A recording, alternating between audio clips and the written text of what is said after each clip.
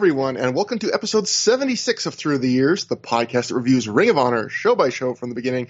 My name is Trevor Dame. I'm the voice you'll be hearing that didn't get to go to one of the biggest wrestling events of the year. The other voice you'll be hearing is the person that did, Matt Feuerstein. Matt, you goddamn it, you keep going to cool stuff. It's bad enough that I have to do this podcast with you, and now we've gotten to the era of Ring of Honor where you go, oh, I was at that show, I was at this show too, this cool show, and now you're still doing that even all these years later. You are still going to cool wrestling shows. Hey, I'm still trying to get you to fly out here. We'll set you up with we'll set you up. We'll hook you up with the plane ticket and everything. You could stay with me. And you just got to do it, man. You just got to do it. I mean, I guess granted, during a pandemic, it's probably hard. Yeah, that's a little tough. But before that, it was fine, and you still didn't do it. Hey, I'm just 2035. We'll get there. 2035. Anyway, all right, I'm holding you to that. Matt, I'll probably be dead by then. So you and me both, sister. So yeah, Matt, you were at Grand Slam, the AEW show. I mean, it's crazy that, like, I was talking about this to you the other day online, but it's crazy this week for those who are listening way off in the future. This has basically been Ring of Honor nostalgia week in a way I've never seen before. So these are all the things that happened this week related to that. You have Bryan Danielson wrestling his first non-WWE match in forever, and he does a match with Kenny Omega where he breaks out, like, a whole bunch of the old Bryan Danielson spots, like the cattle mutilation that the crowd goes nuts for. So refereed by Paul Turner. Yeah, that's a point I missed. But then you've got Homicide, comes at the Grand Slam Rampage. He makes a big appearance. Fans go nuts. And on that same night that show aired, he's in Game Changer wrestling Minoru Suzuki in the main event of a show. Then on top of that, on that same Game Changer show, it's being announced by Lenny Leonard and Dave Prazak back together. And then on top of that, the night before at Game Changer Wrestling, you had Lacey come out and do a Lacey Loves Jimmy, Jimmy Jacobs Lacey reunion. So this has been just basically an entire week of nostalgia for the era we cover. You know who else I hear was in Ring of Honor back then was the CM Punk. Oh yeah, that guy, completely forgot. He's old news now. The luster's worn off him. He's wrestled a couple matches now. I've seen enough. That's right. But it's funny because in a way, Matt, when you I was just thinking when you asked me to do this show, and you said hey, there's something I think people would like this, and it's kind of a void at that time. It feels like you were kind of 2 or 3 years ahead of the curve, because I feel like it's just now that we're starting to get that first wave of nostalgia for what we're covering right now. I guess it's just been long enough. Which it's good that we have a whole catalog of podcasts now. We're not just starting out at this point, but it is kind of weird to see also Game Changer Wrestling. I think they had done this before, but they booked Deranged this weekend. Our favorite Special K guy. Yeah, this is really just it's a weird time to be doing a retro Ring of Honor podcast. Were we ahead of the curve, Trevor, or maybe we are the curve? And we, along with an honorable mention, Shane Hagedorn and Jeff Schwartz, we precipitated all of this. That's what I think. I don't actually think that, but let's just pretend that's what I think. We were talking about this the other day too, but we should still tweet this out one day. But I'm sure we don't have no connection with this man. He doesn't know us. But if we want to test our power, I know we both talked about we want to make this happen. Next year will be the 20th anniversary of Ring of Honor. It'll be Bryan Danielson. I mean, there's a chance now. There's a chance in the world. It is now possible for someone to book, probably only AEW or maybe an indie if they get permission, to book Bryan Danielson versus Low Ki versus Christopher Daniel again. The first main event in Ring of Honor history. I was going to tweet that. I was going to tweet that myself a few weeks ago, but I was afraid that someone would book that match and someone would get hurt, and I would blame myself forever. It'd be ironic if it was Low Ki that was the one that got hurt. Hey, I don't want Christopher Daniels, the unsafe worker, drops Low Ki right on his head. I don't want anyone to get hurt, but could never mind. I was going to say something very vaguely political, and I'm let's not even go there with these guys. But yeah, I mean, hey, just FYI, February 23rd, 2022 is the 20th anniversary of An Era of Honor begins. February 23rd, 2022 happens to be a Wednesday, which is the night that AEW airs their premiere weekly television program, Dynamite, on TBS at that point. Just saying. I'll say this.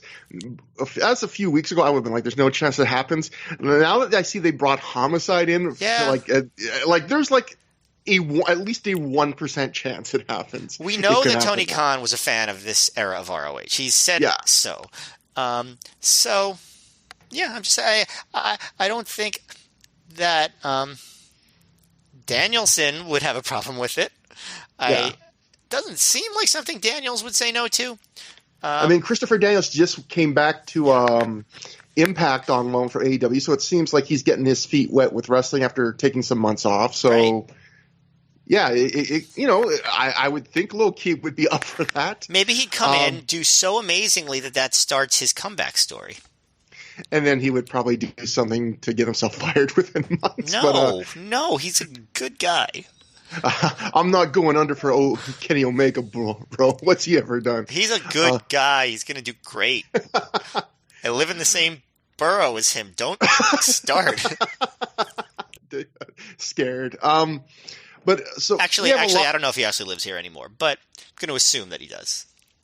So as always on the show, we have a lot to talk about, but first, we always like to plug the feeds. As a reminder, clearly if you're listening to the show, you have found one way to listen to us, but do you know there are multiple ways? Because we have a feed that is on the Pro Wrestling Only podcast network, so if you just search for Pro Wrestling Only in your podcast app of choice, there's us, but there's all sorts of other great podcasts, so it's not just a feed where you get us and then nothing else that gets updated in that feed for 2 to 3 weeks at a time. But if you do like a more individual style feed, just look for us on ThROH The Years, ThROH, and we have a feed that is nothing but us, and generally those shows go up the night we record them, so it's the first place that generally gets the show.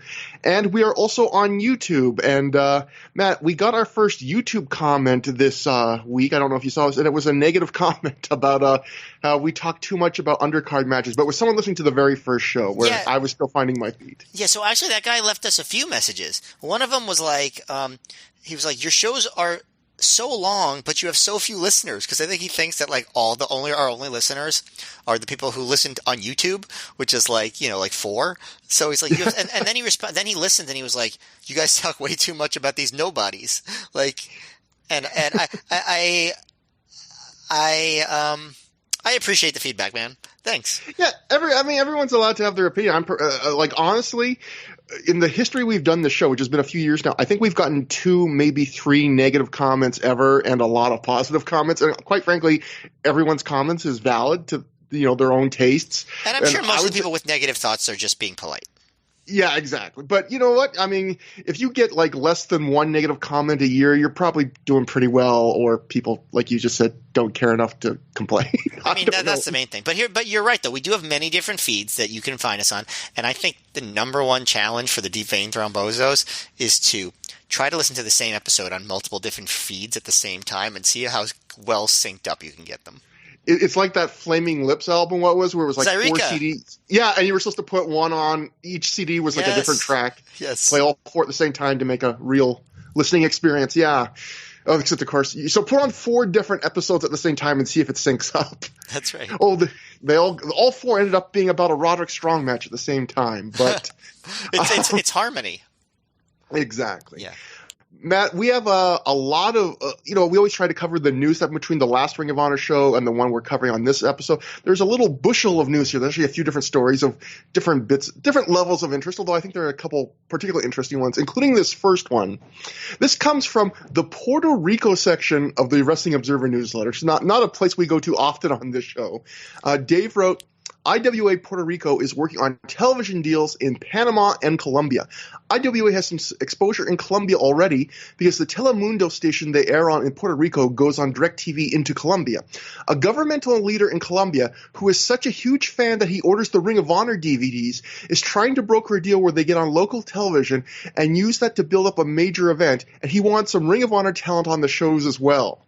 So I looked up IWA Puerto Rico on Cage Rush, like the shows that happened after this news story. I didn't see like an influx of Ring of Honor talent, but it would have I have no idea. Like, apparently this important governmental leader in Colombia, did he ever get like? I have no idea if he ever got his wish and like, I don't know, book Samoa. I assume not, that he never got to book like Samoa Joe versus like Alex Shelley in Colombia. But Well, it's there always, definitely wasn't a Ring of Honor show in Colombia. We could say that.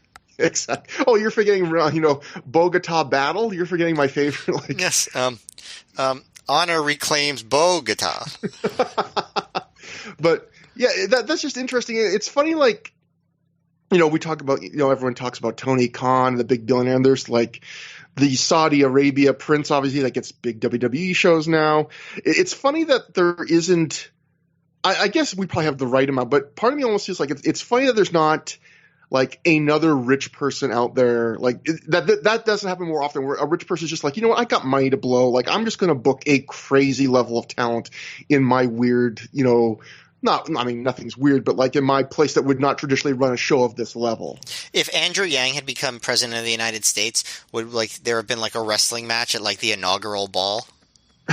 Not since the Destroyer attended Jimmy Carter's inauguration. Would there have been that much wrestling at an inauguration? But did that actually happen, or you're just making that up?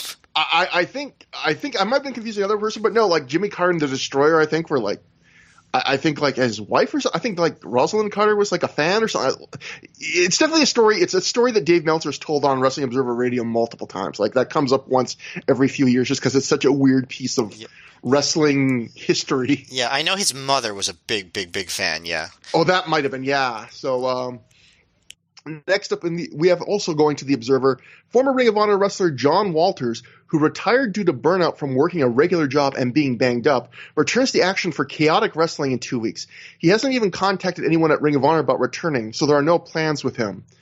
That's always weird. Like, I look at Cage, like, he doesn't wrestle a ton, but he does like start wrestling again at this point and throughout 2005, and it is kind of weird again. Like, they had just turned John Walters to join the embassy.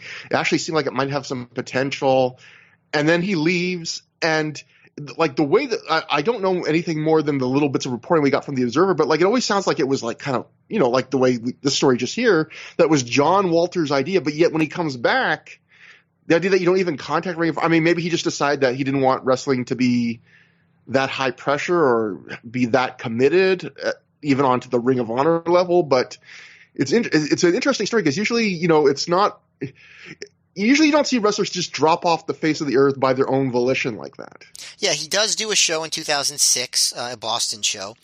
And now he's back in ROH. It's like so many years later, 17 years later or whatever. Pretty crazy. You know what would have been cool if, even if it was just for one or two shows, if when they did the Steel Cage Warfare with the Embassy versus Generation Next in December, if instead of having Nana on the team, they had Walters as the fourth guy and Nana just interfered, Yeah. I think that would have been cool. Yeah. Personally. I think that would have been too.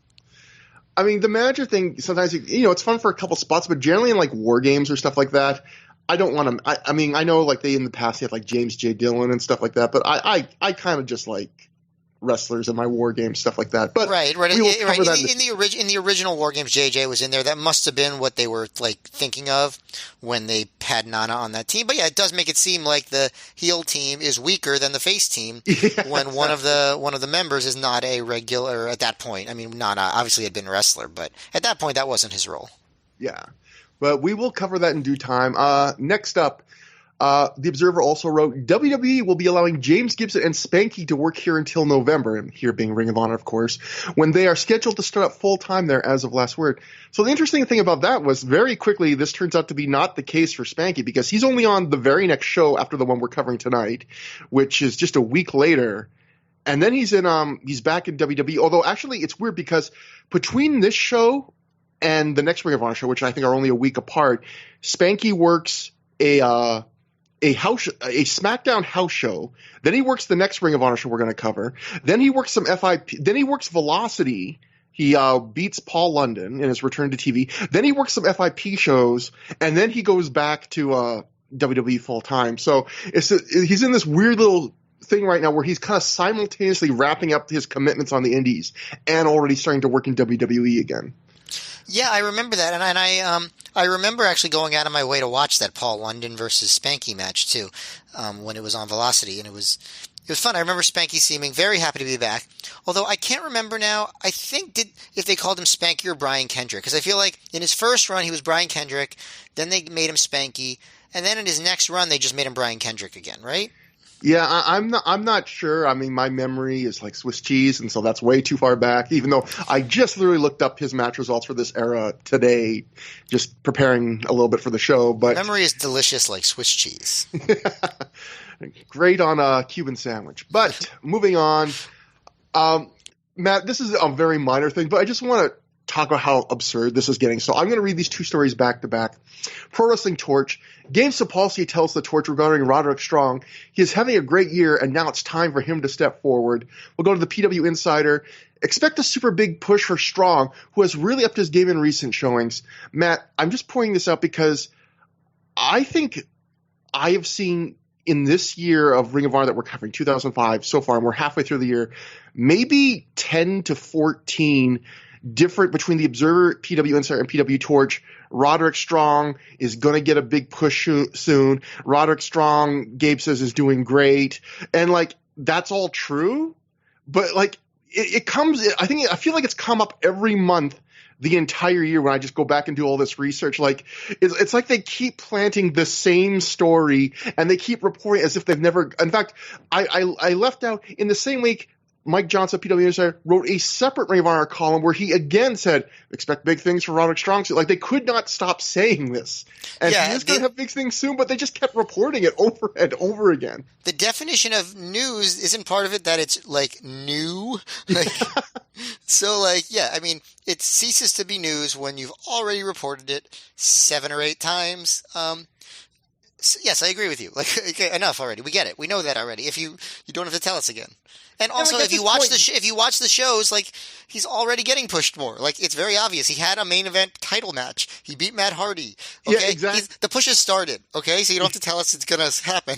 It's happened. Yeah, like when you say expect big things for him, like, he's the one guy Ring of Honor put over Matt Hardy when they had him in for 3 shows. Like, doesn't that already count as, like, clearly the big things have started for him? But they kept reporting this even afterwards, which is, again, kind of why I decided to include this, just to go, guys, calm down a little. I'm talking back in time, obviously, but calm down a little bit, guys. And that brings us to our final. What if it works? What if after the show, after a week goes up, you look at that old Observer again, and that story is gone? It's the Berenstein Bears effect, but with wrestling. But we do okay with listeners on the show. Some people think we have 10 listeners. We do okay, but I don't think we have that much influence, Matt. But we shall see by the next episode. One of those 10 listeners happens to be Father Time. We have one last story before we get to the show itself. Actually, there's also a whole second show that happened that we have to cover briefly, but this is the longest story, but it's also, I think, kind of the most interesting one. This is again from Pro Wrestling Insider, Mike Johnson reporting. Jersey All-Pro Wrestling's Frank Iadivia, I apologies if that's a mispronounced name. People always just refer to him as Fat Frank. I don't know how to pronounce his last name. Anyway, he issued the following statement this evening, quote, due to outside interference from Ring of Honor booker Gabe Sapolsky, Jersey All-Pro Wrestling Management has canceled the September 10th match between Homicide and James Gibson in Rahway, New Jersey. I feel bad for all the fans who are looking forward to this classic encounter and have been robbed by the actions of another promoter. According to both Iadivia and Sapolsky, the issue was over James Gibson, who currently holds the Ring of Honor title, losing cleanly to Homicide as planned. The bout was booked prior to Gibson winning the Ring of Honor title from CM Punk several weeks back. Sapolsky said that in the past, whoever has held the Ring of Honor championship has never done clean jobs when champion and working for other independent companies, so what would be different in this case? He also noted that in the past, when working with TNA talent who held championships, he would go to TNA to make sure he had their approval over their champions losing in a Ring of Honor ring, noting the recent Christopher Daniels Matt Hardy match as an example. Sapolsky said that Jersey All-Pro didn't contact him with any ideas, and his primary concern was that the Ring of Honor champion didn't lose cleanly in the ring due to all the work that has been put into building the prestige of the belt. When it became clear that there was going to be an issue with the match, Jersey All-Pro canceled Gibson from the booking. Sapolsky made it a point to say that at no point did he ask Gibson not to work the Jersey All-Pro event. Jersey All Pro officials were very upset about having to deal with the restrictions of another company on a show they were running, which led to their decision to remove Gibson. Quote, Sapolsky could have asked us to respect his championship, not tell us what we had to do on our show, said Iadivia. Jersey All Pro was also upset about the turn of events because in the past, Ring of Honor had used previous and current Jersey All Pro champions and booked them to lose clean on Ring of Honor events without worrying about whether the belts had any bearing on the Jersey All Pro championships. Sapolsky responded at no point in the past had Jersey All Pro contacted him asking that Ring of Honor protect any talents that were being used, and he didn't keep tabs on what belts Ring of Honor regulars held in other independent companies. Shortly after this article was posted, Sapolsky wrote the following note on the Ring of Honor website's message board, quote, if you check pwinsider.com, you'll see a little story about us in Jersey All Pro.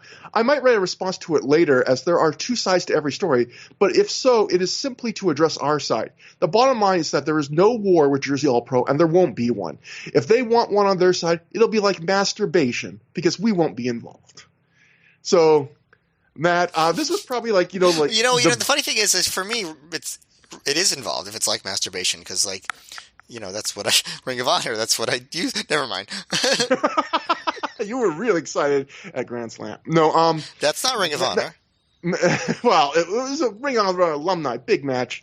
Matt, I think the big question for the record was not doing anything sexual at Grand Slam. I want to make that extremely clear. This was not a Joe Gagne situation, but. No.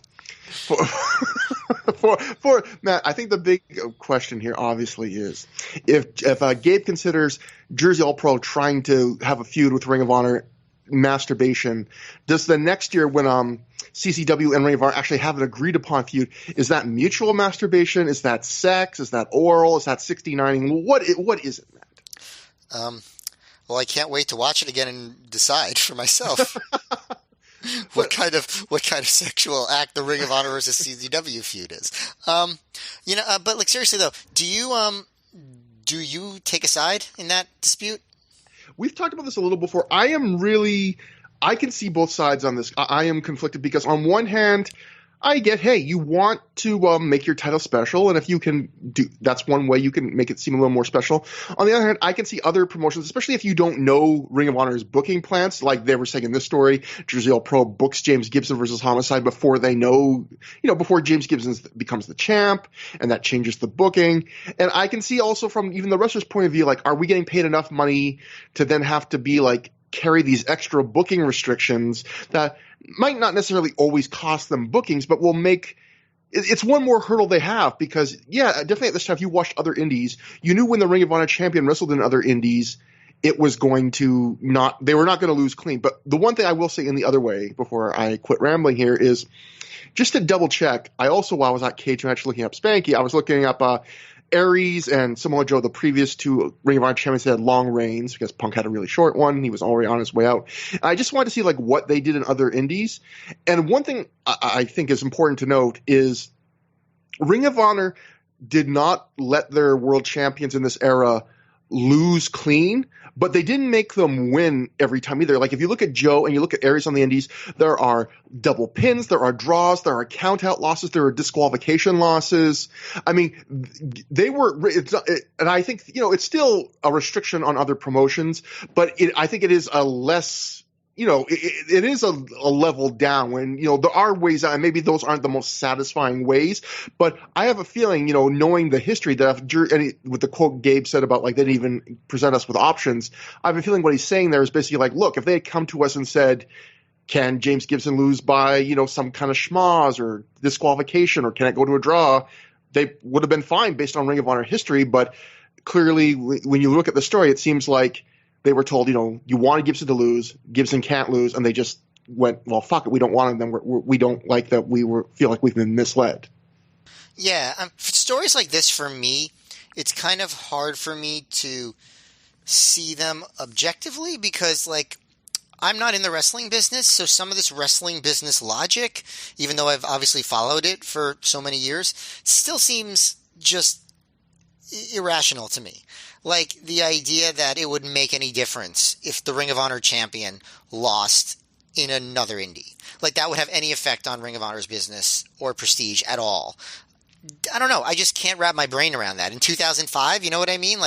Yeah. Would it really have mattered? Would it really have had made a single difference in the way ROH fans saw the ROH title? You know what I mean? And obviously I get that in wrestling history, you just think of things that way. But in practicality, would it have really mattered?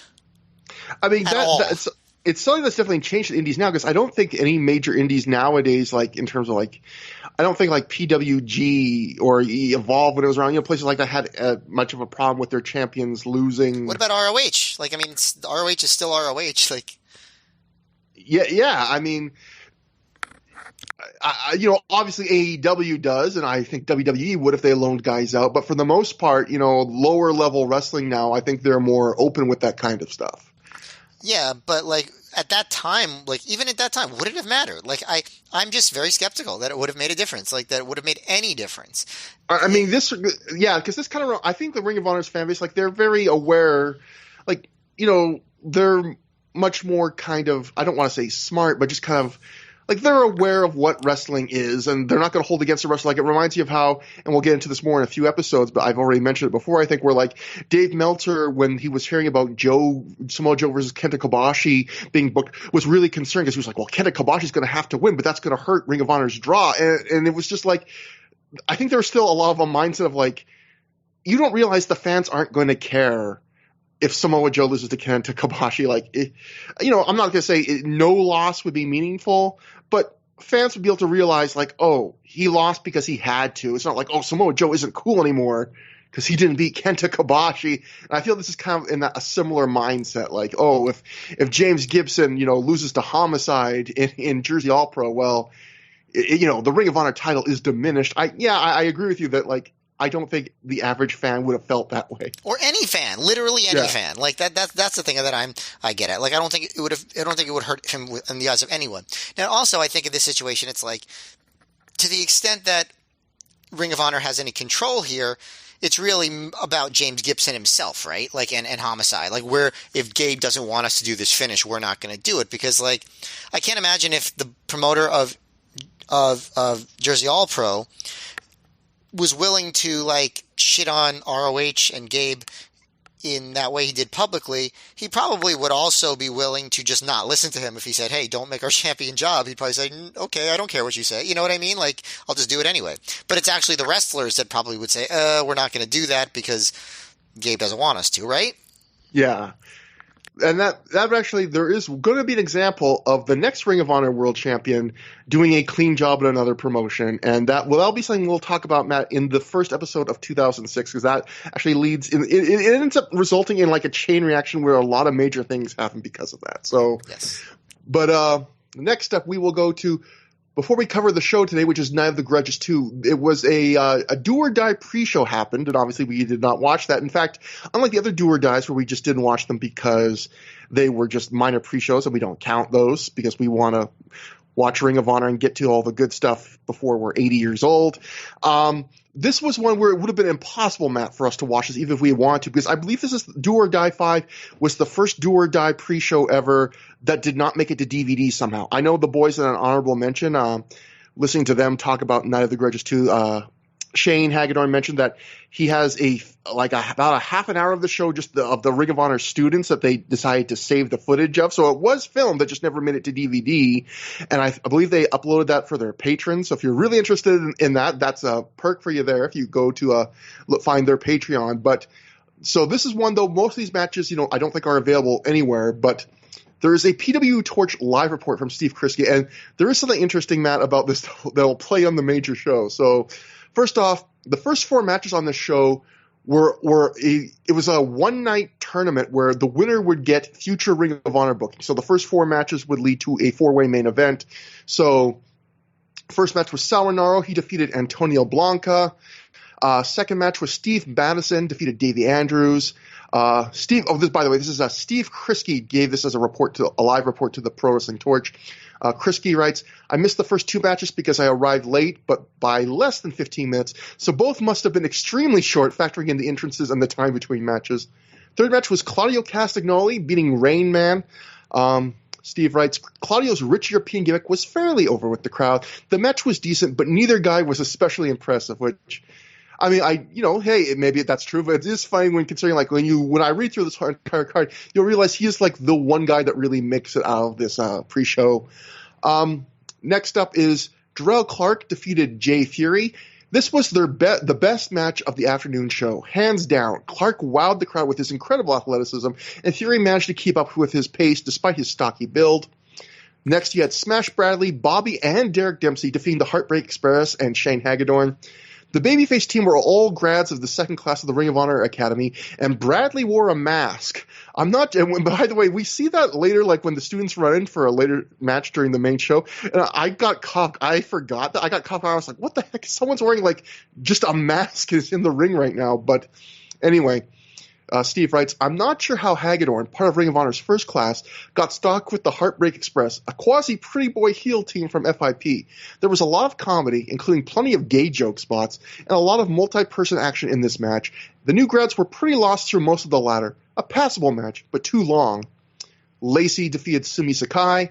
The match wasn't anything spectacular, but was one of the longer and better women's matches I've seen in Ring of Honor, with a good mix of technical, fast-paced, and comedy spots with good crowd heat. Then the Outcast Killers defeated EC Negro and Pele Primo. The Outcast Killers looked good in a rare post-Embassy Ring of Honor appearance. Negro had good heel charisma, and the Homicide trainee lived up to his mentor fairly well, using a similar mix of strikes, submissions, and power moves. But Primo was the real standout here. Another recent Ring of Honor grad, he looked like a miniature version of Sal Rinauro, who's pretty small himself, and he basically played a Spike Dudley role, bumping around and getting stretched like crazy. He oversold everything, but in a good way, and he got across that he was the eager babyface team with the reluctant heel Negro.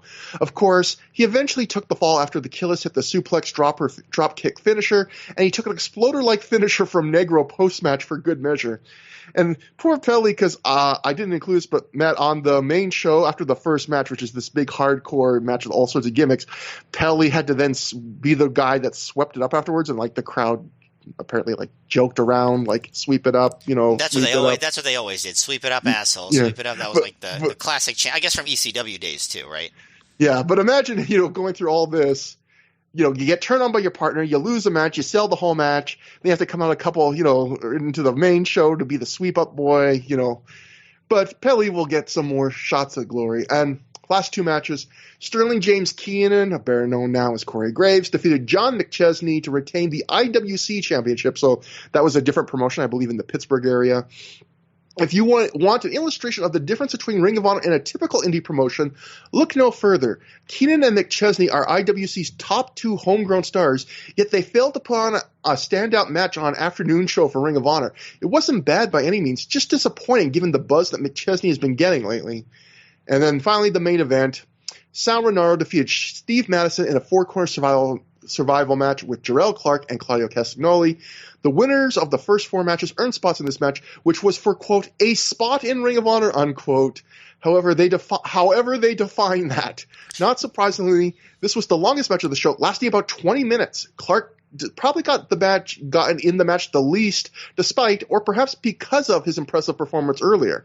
I'd call this the second best match of the show, with all four guys generally looking good. The action eventually broke down to a four-way mess, and Rinauro hit a springboard spinning kick on Madison for the 1-2-3. Finally, just the final notes he gave for the show. This was a decent show, but definitely shorter and not as good as Do or Die 4, though it's hard to complain when tickets are only $5. Clark was the only prospect who stood out as being particularly worthy of a spot on the main roster, though Castagnoli, Fury, and Rinauro were also fairly impressive. Attendance was roughly 250 people. It's very funny that the gimmick was that the winner gets a spot on ROH shows, and then already Jarrell Clark, not the winner, has a spot on this very ROH show we're about to review. Yeah, that's the funny. Yeah, that was the funny thing. Where, of course, also a lot of those guys have been on ROH shows previously. But yeah, it's Sal Rinauro gets a backstage promo on the main show. The guy who won the match and the guy who lost it gets a full, good length match, showcase match in Ring of Honor. So they actually hype up Sal Rinauro a lot on this show. It's kind of weird. Gabe had a bunch. He talked about someone giving the same quote to everybody. Gabe was giving the same quote, it seems like, to almost everyone. around this show about who he's bringing in, because we'll go to the Torch. Gabe Sapolsky says he was impressed with the depth of the talent on the recent tryout show Do or Die 5. He says he has already booked Tony Mamaluke, Adam Pearce, Sal Rinauro, and Jarrell Clark for future Ring of Honor events. Quote, everyone did as good as I expected with the afternoon card, and it's clear that there is some talent that can be brought in to freshen things up, especially in our mid-card, he says. I think other faces from Do or Die 5 can come in and contribute in a big way. It is tough getting everyone on a show. Sometimes I wish there were more spots. Tell that to AEW. Next, we'll go to the Observer. Some of the undercard guys are starting to get phased out as they want to freshen up the midcard. Among those expected to start coming in as regulars over the next few months are Adam Pearce as an old school heel, Tony Mamaluke, Sal Rinauro, Claudio, and Jarrell Clark. And then finally, gave out a bit of a different quote for PW Insider. Ring of Honor's Morristown, New Jersey event will also be the next step in a shaking up of the roster, as there are a number of new names coming in regularly. Quote, there are a lot of guys that I think have a lot of potential, said Sapolsky. Tony Mamaluke is always great, and he is better than ever now and has had some tremendous matches in FIP. Adam Pearce is my kind of wrestler, just a great old school type that I think has a lot of untapped potential. Abyss is a great guy, and I think the most improved worker in the wrestling business over the past couple of years. So it's funny to see how many wrestlers all these guys get shots, but how many of them don't stick? But a lot of the FIP guys didn't stick. Yeah, and that's the other thing. We're in the era now where we're really seeing the FIP become kind of like the Ring of Honor farm, where a lot of the guys Gabe's giving shots to now are guys that are regulars in FIP. And in fact, a lot of these guys, even if they don't work out in Ring of Honor, will continue to be FIP regulars long after they get shots in Ring of Honor. But finally, we are finally through to the show itself. Night of the Grudges 2 took place August 20th, 2005 at the Men in Sports Arena in Morristown, New Jersey, in front of a report crowd of 600 fans. PW Insider wrote at the time, this past weekend was the promotion's final time in the venue as it wasn't cost effective. Matt, here's the weird thing. I was kind of shocked reading that in a weird way because for those who don't know, if you watch these shows that were in the Men in Sports Arena, it could probably seat between 2,000 and 3,000 for wrestling. And whenever there's a crowd brawl or something, you really see just how big it is, how it's a bigger arena than Ring of Honor really needed. And I thought, well, maybe they got a really good price then, because why else would you book an arena that big? But upon learning that it was also too expensive for them, I wonder if they just couldn't for a time find a better arena, because I believe they said that Final Battle, it's a different building. I think they said. I read somewhere it was either their third or their fourth different building in New Jersey in 2005. It was their third. It was their third. Yeah. I did go to the show, and it. I sat in the the stands, and it was a big empty arena, kind of it was weird. But it was the only time I ever saw ROH in a place like that, where it was clearly just way too big for them. Yeah, they usually booked size-appropriate venues. And this one, for the most part, you can't tell until, again, the camera has to shift around. Then you go, oh, man, this is a minor league hockey building. There's 600 people in it. But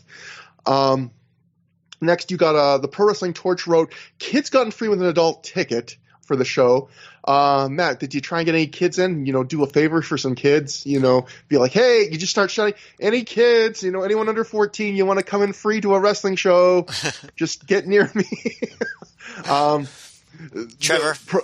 Yeah. I'm not. Get your mind out. I'm talking. Who am I? Who am I? Nick Weiger? Are you Mike Mitchell? I'm the Spoon Man. You're the Burger Boy. But even though I'm the vegetarian here, no. But what did happen? This is one of the few ROH shows. There were two of them in the entire time I went to all these ROH shows where my dad went with me. So I tried to get in. I was like, I'm a boy. And they were like, you have facial hair. And I was like, barely. I just picture you with one of those those fez caps that have the little spinny propeller on top and a giant lollipop in your hand. You picture me like that because of the picture I sent to you of me with that, right? Yeah, exactly. You keep it hanging on you keep it magnetized to your refrigerator. Yeah, it's an inspiration to me every time I go to make a bad microwave frozen dinner. But PW Insider actually gave a little context about why they did this kids getting free promotion. They wrote, the theory behind this is that it will give them a bigger crowd on television, which I thought was a weird choice of words for PW Insider to use because I guess they meant on DVD because Ring of Honor wasn't going to be on television anytime soon. But anyway, give them a bigger crowd on television, plus it might get some parents to spend money on merchandise for their kids. Ring of Honor's sister promotion, Full Impact Pro in Florida, recently did its biggest houses using similar promotional tactics. Matt, did your dad buy you any DVDs at the show? Did this work? Matthew. I don't. Sorry. Okay. I don't remember if I got any DVDs at this show. I usually did when I went to live shows, unless it was like a double shot, then I wouldn't get them at both. But I'm assuming that my dad bought me some DVDs. I said, "Dad, please." It's funny because I assume like kids getting free. Like I know the logic behind it, and I'm sure it works in some instances. But I just know it's funny because like I know in my city, and in my city it's like 150,000, 200,000 people with the outlying area. It's not a big city, but like anytime a restaurant says kids getting free, it's been my experience that 9 times out of 10, that means they're like 2 months away from going out of business. Like I'm sure it works somewhere, but I've never seen many businesses do kids getting free and have it like change the business for them.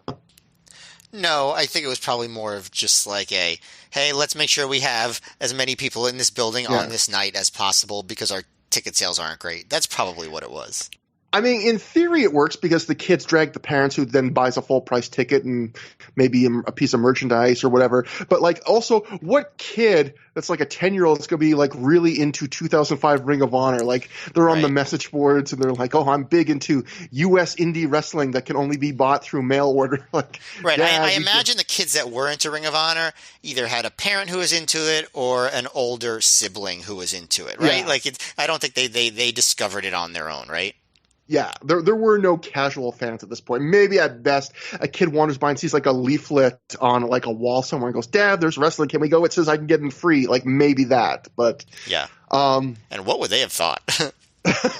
You want me to take you to see someone called Homicide, Grim Reaper? And Grim Reaper had no name in ROH. Yeah, we'll get to that. Actually, we'll get to that very quickly because we opened the show with Julius Smokes, Homicide, Ricky Reyes, and Grim Reaper, the Rottweilers, standing outside in front of a brick wall.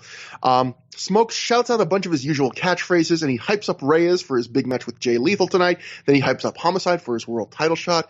Homicide says he's always been screwed in Ring of Honor, but tonight he has an insurance policy. If you're wondering what the big insurance policy was, from watching the entire show, I guess it was a chain, which he's had on other shows. I don't know what else he had that would even qualify on the show as a big insurance policy, but maybe it was a literal big insurance policy that they took out. I guess Grim Reaper Lloyd's of London. Homicide was trying to get that sweet Kurt Hennig money. But we cut to Spanky backstage. He's wearing a cool Mr. T shirt. I guess it's a Mr. T t-shirt. He says he hates to break it to James Gibson, but titles mean more than friendship. Spanky says their time is very limited in Ring of Honor, and he did what he had to do to get a title shot tonight. He doesn't care if Homicide's in the match too. He's winning the titles. And then, Matt, we get what is a rarity for Ring of Honor in this era, and something we get more than one of on this show. We get an honest-to-God, not just a video package recapping a feud, which we get fairly often in Ring of Honor in this era, but it's an honest-to-God music video where it's cut to music, and it's all to recap the Carnage Crew Ringcrest Express feud, which ends on this show. And in fact, it ends right here in the opener, which is a weapons tag team match. The Ring Crew Express of Dunn and Marcos defeat the Carnage Crew of DeVito and Loke in 8 minutes, 4 seconds, when Marcos pinned Loke after he hit a senton off Dunn's shoulders while he was sitting on the top rope and threw a ladder that the Carnage Crew was on. Matt, this was the Carnage Crew's farewell to Ring of Honor, and they only did a few other matches in indie wrestling, according to Cage Match, ever after this. So, the end of the feud, end of their run. What do you think about this match? Well, I wish, so there were things that I liked about this match. I liked the fact that they opened the show with a wild brawl. That's not something that ROH does almost ever, and I thought that was a nice change of pace. These guys clearly put themselves through hell by blading and doing big bumps and all this stuff. I do wish it was a better match. It really was a series of weapons, moves, and not a lot more than that. I didn't really feel the structure of it, but can't knock the effort, right? They were trying out there. They were not holding back. Very early on, Marcos hits DeVito with a DDT on the floor. Loke throws Dunn into a ladder in the ring, sending him and the ladder flying to the outside. You get the blade job very early. They're using a toy wrestling ring as a weapon. Loke took the ropes off of it and started choking Dunn with the toy wrestling ring ropes, which can't say I've seen in other matches. That might be the most meta spot I've ever seen in pro wrestling. Yes. I imagine, if that happened once, it's probably happened more than once, but I have never seen it before. Marcos starts bleeding too. I'm not even sure how that started. But, the first holy shit chant of the match and the night was DeVito breaking the toy wrestling ring over the head of Marcos. There's table suplexes. Loke actually is bleeding a lot in this match. Dunn puts Loke on the ring barricade over 2 chairs, leaves him sitting there for just way too long, and eventually Dunn comes off the top to the floor, trying to put Loke through the barricade. And fortunately, Loke moves, because I feel like it would have been too silly if he had just stayed there the whole time. But Dunn goes crashing through the ROH sign. The announcers at this point say they don't even know if it's a Falls Count Anywhere match, so they had not established the rules even after the fact, even though the match was pre-taped. Okay. They do a thing where they bridge the table between the apron and the guardrail. Meanwhile, they start using computer keyboards. They do a Splash Mountain neckbreaker combo through that table on the floor. They do a Death Valley driver on Loke through another table propped up in the corner. They do a lot of trash can shots throughout the match, including an assisted senton onto a trash can on top of DeVito. Then the Ring Crew Express get little guitars from under the ring, cute little baby guitars, and they smash the Carnage Crew with them. I don't think they were ukuleles or anything. I think they were just guitars. They were just small. They were just the cheapest ones they could find. Yeah, probably. And easy to wield, I guess, at that size. They prop Loke up on a ladder, set up 2 chairs in the ring, and come off with an assisted senton through Loke, through the ladder, and win the match, meaning they win the feud, I guess. So as you can tell, they did a lot of big spots. It wasn't unentertaining, but I don't think there was really any glue to the match. I feel like some of their other matches had better flow to it. But like I said, they tried. It wasn't boring. The crowd seemed to enjoy it well enough. It didn't get great heat or anything, but the crowd treated it as the crowd basically treated it like one of those WWF hardcore title brawls from 1999, 2000, where it was just this is a fun collection of goofy weapon spots. I don't feel like they were emotionally invested, but they were happy when the Ring Crew Express won. Yeah, I pretty much am right there with you on all of what you said. I probably have a bit more of a taste for a fondness for hardcore matches than you, even though I'm not wild. I'm not a guy watching death matches every month or anything. But no, you watch them every day. but like you said, there are it's good effort. There are some big crazy spots. That spot where Dunn does the crash and burn leg drop off the top, through the chairs and the flimsy barricades, and that was a crazy bump to take. That keyboard spot where the keys, guy gets hit in the head with a keyboard and the keys go flying everywhere, the crowd's chanting keyboard. Stuff like that is entertaining, and like most of these Carnage Crew matches, at 8 minutes, it doesn't overstay its welcome. So even if you're not huge into this, it's over relatively quickly. But like you said, I think this match, it was just, I used the word hinky, which I don't even know what it means, but I just thought that was the right word when I was writing my notes, where you said hinky with an H, right? Yeah. H is the first letter of that word, everybody. Hinky. Yeah. Not K, H. That'll be for later. No, but I just thought like they were working really hard and there were some cool spots, but there was a lot of guys kind of stumbling around here, so like trying to maneuver around all the plunder, guys that kind of didn't seem to quite know what to do or like what was the next thing they were supposed to do. At one point, you kind of touched on this, Loke goes for a cover on the outside and the ref has to tell him this isn't a false count anywhere match. Just weird stuff like that. There are matches like this that have been done. And it's weird criticizing a match like this for not being smooth enough, but they're just like the seams were showing on this a bit more. Like even early on, this is one of those matches where everyone bleeds in the first 2 minutes. But if you watch when everyone, it seemed like their cue, every single guy's cue was someone else is going to throw you into the barricade and then you can just crouch down and blade there because that's where everyone was blading. And Loke, when it happens to him, like the camera doesn't cut away quick enough and he makes like no effort to sell. Like the second he goes into the barricade, he's immediately grabbing a razor from his wrist tape and he's not even acting like he's hurt. He's just like, yep, time to blade. And then the camera moves away, but it's like very clear.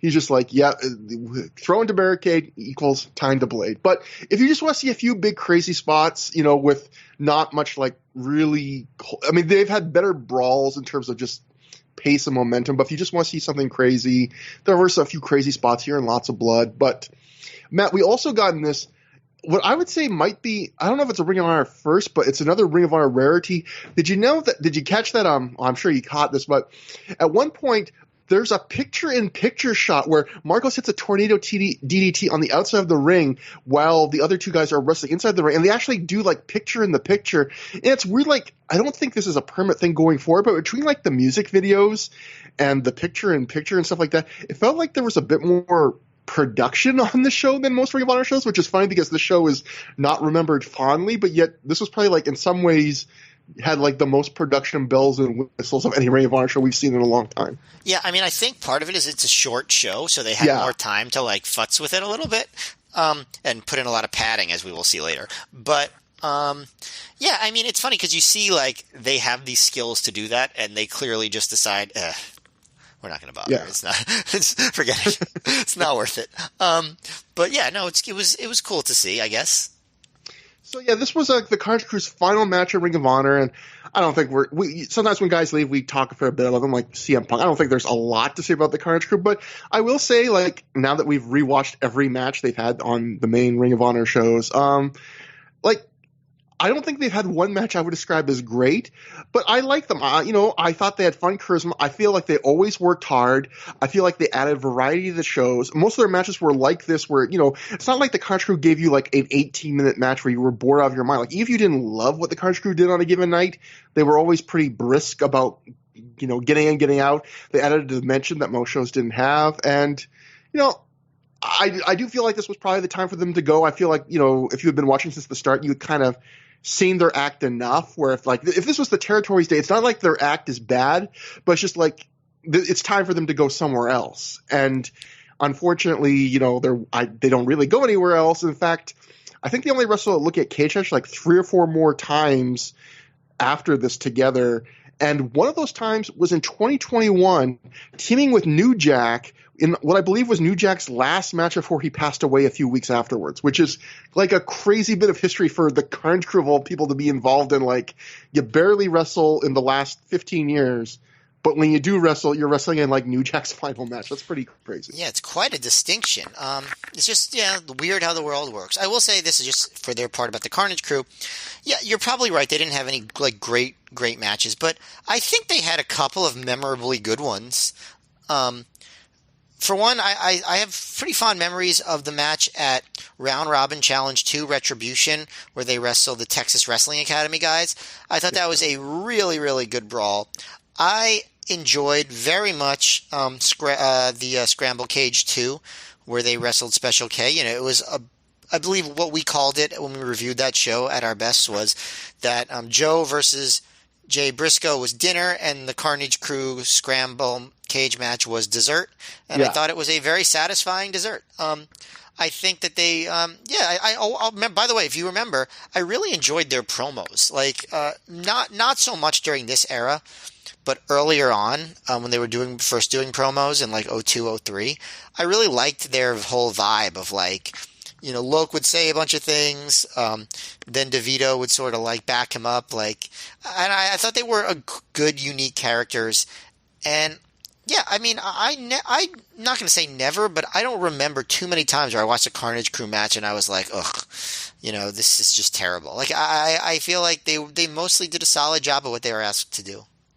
Yeah, and I just like any time you have people on the roster that kind of guarantee that you're going to get different matches, like kinds of matches on a show where you're going to get variety. And I know some people did not like what the Carnage Crew, their thing, but I always appreciated that it was always going to be something a bit different than what you would see on most of the rest of the show. So, and they were better at scrambles than they get credit for. People think of them as the brawlers, but they were pretty good at those high spot fests. Yeah, they were a fun usually in scrambles, they weren't doing the high flying, although DeVito could do the big moonsault, but they would be like a fun element that they would be able to integrate themselves into those kinds of matches and not be a detriment to them, which some might not think that, looking at them and thinking, oh, you're in with a bunch of high flyers. But no, they worked pretty well in scrambles. So, next, we go backstage for a Nigel McGuinness promo. You had me post this on Twitter.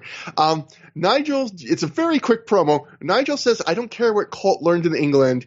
He's been up for 36 hours sniffing glue, and he's about ready to kill somebody. Tonight, he ends the Colt Cabana-Nigel McGuinness feud. Jeff Schwartz from Honorable Mention, after I posted that clip, he informed me that apparently this was a tribute to Tracy Smothers, who had said something to this effect before. But, Matt, I don't think glue is – here's the funny thing. I've never sniffed glue. Maybe something for the future, but, I don't think glue is an upper, is it? They did, I've been up 36 hours sniffing glue. That almost sounds like he's treating glue like it's cocaine. Glue doesn't keep you awake. Write in at ThROH@gmail.com if glue keeps you awake like speed or something. So this was your issue with this promo? Yes. Did not accurately represent the effect that this particular toxin has on your brain. I don't think he's being true to the drug experience, Matt. Okay, fair enough. Yes, and thank you to Jeff Schwartz for sharing that. I didn't know that either. Watching that without that context, it seems like a pretty unusual promo by Nigel McGuinness. But that's the fun of wrestling. I feel like that's a great wrestling promo, right? It's just a ridiculous thing to say. I've been up 36 hours sniffing glue. I'm about ready to kill somebody. That's a fun thing to hear a wrestler say before a big brawl. I like the idea that he's preparing for this big feud-ending match, just sniffing glue. Yeah. Either that or he doesn't care that much. I don't need to do it. I'm just going to sniff some glue. Yeah, it is nice to picture the idea that this character was being absolutely literal about it. This is what he had been doing to prepare for the match. You just picture him just sitting somewhere, sniffing glue for 36 hours. That brings us to the second match on the show. Azrael defeated Jarrell Clark via pinfall in 10 minutes, 40 seconds after he hit a top rope double stomp. So as we mentioned earlier, this creates the weird thing where Jarrell Clark, the guy who lost a match to get a spot in Ring of Honor, is wrestling on the main card, and the guy who won the match isn't tonight. So that's the weird thing first. But, so what I will say about this match is, so there's a really weird thing about this match, I would say, which is, we've seen this fairly often in Ring of Honor, and you see this a lot in the indies in general, which is when the experienced veteran of the company wrestles like a brand new guy in his first show, a lot of times the veteran will give the rookie a lot of the offense, and then they'll win the match in the end, because the idea is, well, I'm going over in the end. I'm already over. My spot's more safe. So I'm going to basically let you showcase and try and impress the bosses, impress the fans, and earn a job. Like Generico against Aries from a few shows ago. Exactly. For those who, who remember that show that we covered recently, absolutely. That's the perfect example of Aries, the world champion, or the recent world champion. And he gives Generico, who at that time wasn't the Generico we would know years later in terms of his stature on the indies. He was more of just an up and coming prospect. And Aries just gives Generico a ton of the match and then picks up the win. But, I think what's weird here is Azrael, I feel, basically does that with Jarrell Clark, except when you look at Azrael's career, he was, he needed to have that kind of show-stealing performance, and instead, I would say he was almost too generous to Jarrell Clark, because Jarrell Clark, I would say, gets 70% of the offense here. He gets to do the most impressive, coolest stuff, and when you watch this match, I think you come away from it going, oh, Jarrell Clark's I'm interested in seeing that guy again. And you come away thinking of Azrael like, oh, he's a good, solid wrestler. But yeah, he was a good base for Terrell Clark, which I almost felt bad for watching Azrael wrestle this match. It's a good, solid match. They do a very like kind of the fast counter standoff sequence that a lot of indie matches have. It's a little bit slower than like that's the one area I feel like where wrestling has really progressed in the last 15 years, where it's even smoother and quicker. But most of this match is kind of more mid-tempo, where each guy picks a body part. It's mostly Terrell Clark works on Azrael's arm. He does a decent job selling it. Azrael, I think, works over Terrell Clark's back, but he doesn't do it very much, and he doesn't sell it very much. But this match is mostly about Terrell Clark gets to do a bunch of cool offense. Terrell Clark is a really good athlete. He does, a big handspring moonsault off where he bounces off the ropes and then comes back and does a big moonsault. And he does like what I think is one of the coolest spots of the whole show. There's this move where how do I say this? Azrael's standing in the corner, and he's selling being hurt, but he's standing up. He's in the corner, and Terrell Clark's standing on the apron right behind him. So Terrell Clark like jumps to the top rope in one side of the corner. Then he jumps across to the other side of the corner and basically lands like leg drops Azrael's arm as it's like lying on the top rope, and then he flips down to almost like an Arabian press. And it was just very smooth and athletic, but it was also like a lot of times in wrestling, it's athleticism for the sake of athleticism. This felt like, it was really cool and athletic, but it was also made sense. Like he's jumping to get to this guy's arm, which just happens to be vulnerable and resting on this rope. I thought that was a really cool move. I thought the match overall was like above average. It was like it was a decent, solid kind of showcase match for Terrell Clark. I just felt a little bad for Azrael because I felt like he let himself get a little bit overshadowed by Clark. Yeah, I mean, that's a good point about Azrael being too generous. Maybe that was, his problem all along.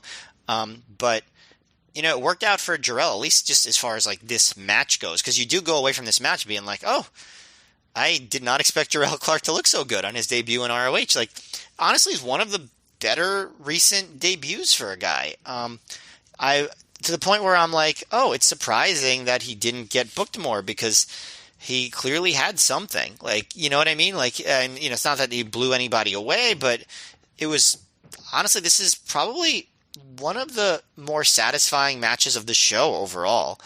And maybe partially that's because of expectations, but I thought it was good. I also thought it was fun. I did not know this, that Terrell Clark called a move where he does the 619 into the crucifix style submission in the ropes as the Clark Bar, which I think that's a great name for a move, like a really great name. And I want there to be another wrestler named Clark who does it now and, just pay Terrell Clark royalties or something. I was looking, Terrell Clark, he had a pretty, decent run on the indies in the 2000s, and he was out of wrestling for a while, if cage matches any indication, and came back a little bit before the pandemic, and it doesn't look like he's wrestled since 2019. But he was pretty solid here. And the one other thing I noticed, so sometimes we criticize, or not criticize, but like tease the fact that CM Punk, you can sometimes like see him calling spots. Azrael did some very audible spot calling in this match. Did you notice that? Like you could literally hear him. Yeah, a little bit. Yeah, and but it's not. That kind of makes it clear that he was probably the one leading this match. Which again, right. Just you need to be a little more selfish, buddy, because man, you really gave him a lot. You acted like you were Austin Aries, and that your spot here was like completely solid because you gave him a lot here. Yes, definitely. This is a match where Terrell Clark is the person you remember afterward. Yeah. But I agree with you. Like it was good. Like it was like not like really good, but like fairly good. One spot I just want to mention too that I really liked was there's a spot where Terrell Clark basically throws 4 drop kicks in a row. He throws like 2 drop kicks rapid fire. Then he goes for like a third one, and Azrael avoids it. So Terrell Clark in midair just turns into like a backflip and lands on his feet. And then he throws like a fourth one, I think, that turns into a drop salt. And I was just like, it was a rare spot in wrestling where I got winded just looking at. Like I was just thinking, man, that looks so fatiguing to throw like 4 drop kicks like that, especially 2 variations within the span of like 15, 20 seconds. I just thought, Yeah.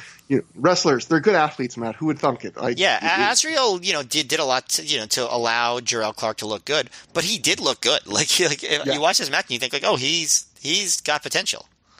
Well, even you go back to the report from the Do or Die, the guy who went to that show said Jarrell Clark was the most impressive guy on the entire show. So he was obviously on this particular night. Yeah.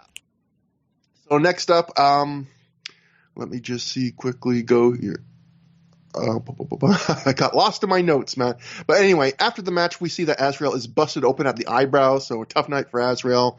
But that brings us to our next match. Jay Lethal defeated Ricky Reyes, scored to the ring by Grim Reaper and Julie Smokes via pinfall in 11 minutes and 19 seconds after he hits the Dragon Suplex.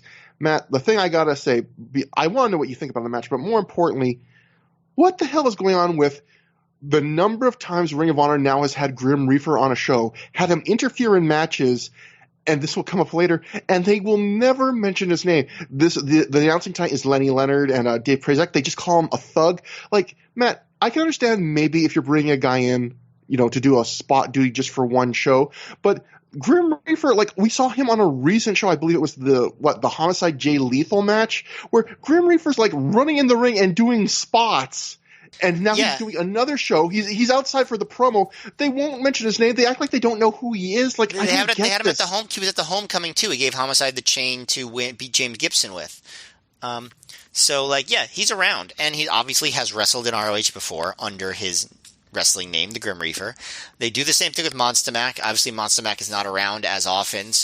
I've been complaining about this since 2003 episodes. So what's that, 2018 that we started going over that stuff? You know how I feel about it. I feel like we need to get an answer to this. Like, what was the thought here? Why can't they mention these guys' names? Maybe Shane Hagedorn knows. He'd be probably the first person to ask, right? Maybe he has an idea. My only theory is, and I think I've said this before, is if Ring of Honor knew they weren't going to book these guys in matches, they didn't want to name them. But the thought is then why have them show up at the show and do interference then? Why not have guys do interference that are actually members of the roster? So because then the heat's getting translated to somebody that you don't want to use, or you don't even want to name them. I don't get it. I also think that it's fine to name them even if you're not going to have them wrestle. It is, absolutely. Yeah. But it's the only conceivable reason why I could say why they constantly just go, who is that thug? See, it feels very WWE. Like, you know what I mean? Like, where they want to just have this weird control, whereas one thing that's kind of refreshing about AEW now is that it treats the wrestling world like just it exists. You know what I mean? Yeah. So if someone shows up and they're not a big part of the roster, they still have history. They still are who they are, and you'd like an indie to be that way too. But there's this idea of we have to maintain tight control over this world and this universe. And, we're different than what else is going on in the wrestling world. You know what I mean? Like, does that analogy work for you? I don't know. But it's weird then that Grim Reaper, he's on the show, he's interfering in 2 different matches, including one of them being a world title match. He's in promos. He's in promos in the background. Like he's all over the show, and they won't mention his name. It's bizarre. Yes, agreed. I don't know. I don't have an explanation, but it bothers me. It has for a long time. As far as the match, it didn't totally work for me. Like, I'd say it was fairly formula, and the execution was mostly fine until the last spot, which I will get to. But I think Ricky Reyes is a good wrestler a lot of the time. I really liked his match with Samoa Joe, if you remember that, from Round Robin Challenge 3. I don't think he has much charisma on his own. No. I think at least in this era, you hear stories about him, that Samoa Joe CM Punk shoot interview where he sounds like he's obviously an entertaining guy, has a lot of personality. He does not show it in this era of ROH when he wrestles singles matches. I don't know if you agree with that or not, but oh, absolutely. Yeah, he's just And there are people like that you've heard in the wrestling business where you heard people say that, like, oh, this guy that doesn't have charisma in front of the camera, like backstage, he's the most charismatic guy. Like, don't they always see that, like, Dean Malenko has a really wild, like, or like really good sense of humor or something like, things you wouldn't think of when you watched him wrestle, but. Right. And I think that's what makes, like, these matches, I think, a little bit on the dull side. It's funny that they had the Havana Pitbulls, then they sort of didn't have both of them together for a long time. Romero wrestled a lot in the spring, and then he went away, and now Reyes is wrestling a lot, but they're not together anymore. I think that's kind of interesting. Anyway, but like you mentioned with the Grim Reaper, early in the match, Leonard asks, like, who is this unknown thug? And he says he's never seen him with the Rottweilers before, which obviously he's been there for at least like 3 or 4 other shows. So that's ridiculous. But yeah, it's a fairly, formula match. Reyes is on offense for a bit, get some good kicks in. He's it's not very exciting. In fact, at one point, Prazak says Reyes throws some lethal kicks, and I was like, no, you reversed the words. It's Reyes throws lethal some kicks is what you meant to say.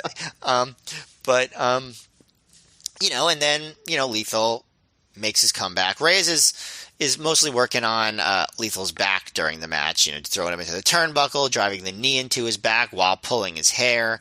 Lethal does his comeback a few times, like before getting cut off. And at one point, Reyes hits a top rope move on Lethal, and before he does it, he yells, "Fuck you, New Jersey! This place stinks like ass!" And I was like, well, that's the highlight of the match so far. Just him saying that loudly and bluntly. At one point, Lethal cuts off a superplex with a DDT off the ropes, and both guys are down, and Lethal attempts to do that fiery babyface comeback, but the crowd does not get that fired up. Hits a jumping DDT onto Reyes, who's standing on the mat for 2. Reyes avoids the running suplex, and they try to German each other, but eventually Lethal reverses that, gets the running suplex, hits the headbutt for 2. So this is when Lethal goes for the Dragon Suplex, and Grim Reaper distracts enough for Reyes to hit a low blow and a Fisherman Buster for a 2 count.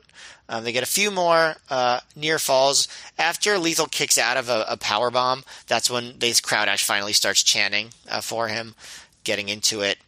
Lethal avoids a kick and hits the Dragon Suplex, but it's not as well executed as it normally is because Reyes does not get all the way over. It's kind of an awkward Dragon Suplex, but Lethal gets the win on it. And I thought the least entertaining match so far. Technically, obviously much better than the first match, but I thought it was the least entertaining of the 3 matches so far. Another one where I completely agree with you. This is technically competent, but honestly fairly boring. I can't say it's worse than an average match because they didn't really do anything wrong. And like you said, it's kind of, like a formula match where Reyes controls a lot, and that plays to Lethal's strengths because I think he's good being the underdog who fights from underneath. And, I've said this before, I always like how Lethal, he'll do these one-move comebacks before he does the big comeback, so he'll fight back a little bit through. It won't be just him getting beat up on for 5 minutes straight, but, it's just these little one-move fights peppered, and then when he makes his real comeback, you really know it's the comeback. I felt like it was kind of a cool showcase for his biggest offense because he does most of his coolest moves here. He does the big flying headbutt off the top. He does his leg lariat, but he does it off the second rope. He even does a sit out gourd buster off the second rope. So he got to show off some of his coolest offense, and him getting the win here. The story is, he finally beats a member of the Rottweiler. So it felt more like a showcase for him. But yeah, it's Ricky Reyes is the problem here, and Ricky Reyes is technically a fine pro wrestler, but he's just no charisma. He's just boring, and I hate to be that harsh on somebody. Well, in this context during this time, because obviously he had a longer career, and he doesn't always, this is just one context that he didn't really work so well in.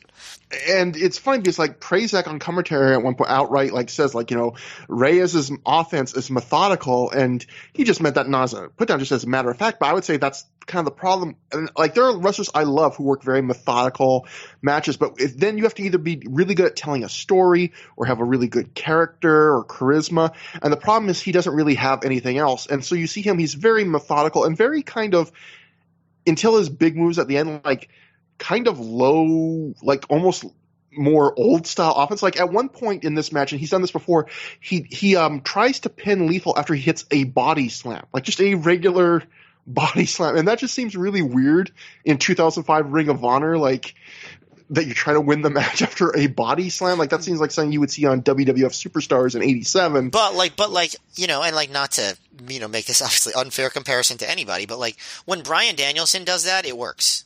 Yeah, you know, like he does a body slam, but he does it like a Bryan Danielson body slam. You know what I mean? And like in the context of the match, like it's like, oh man, like he has such an intense body slam that he can try to beat a guy with it. You know?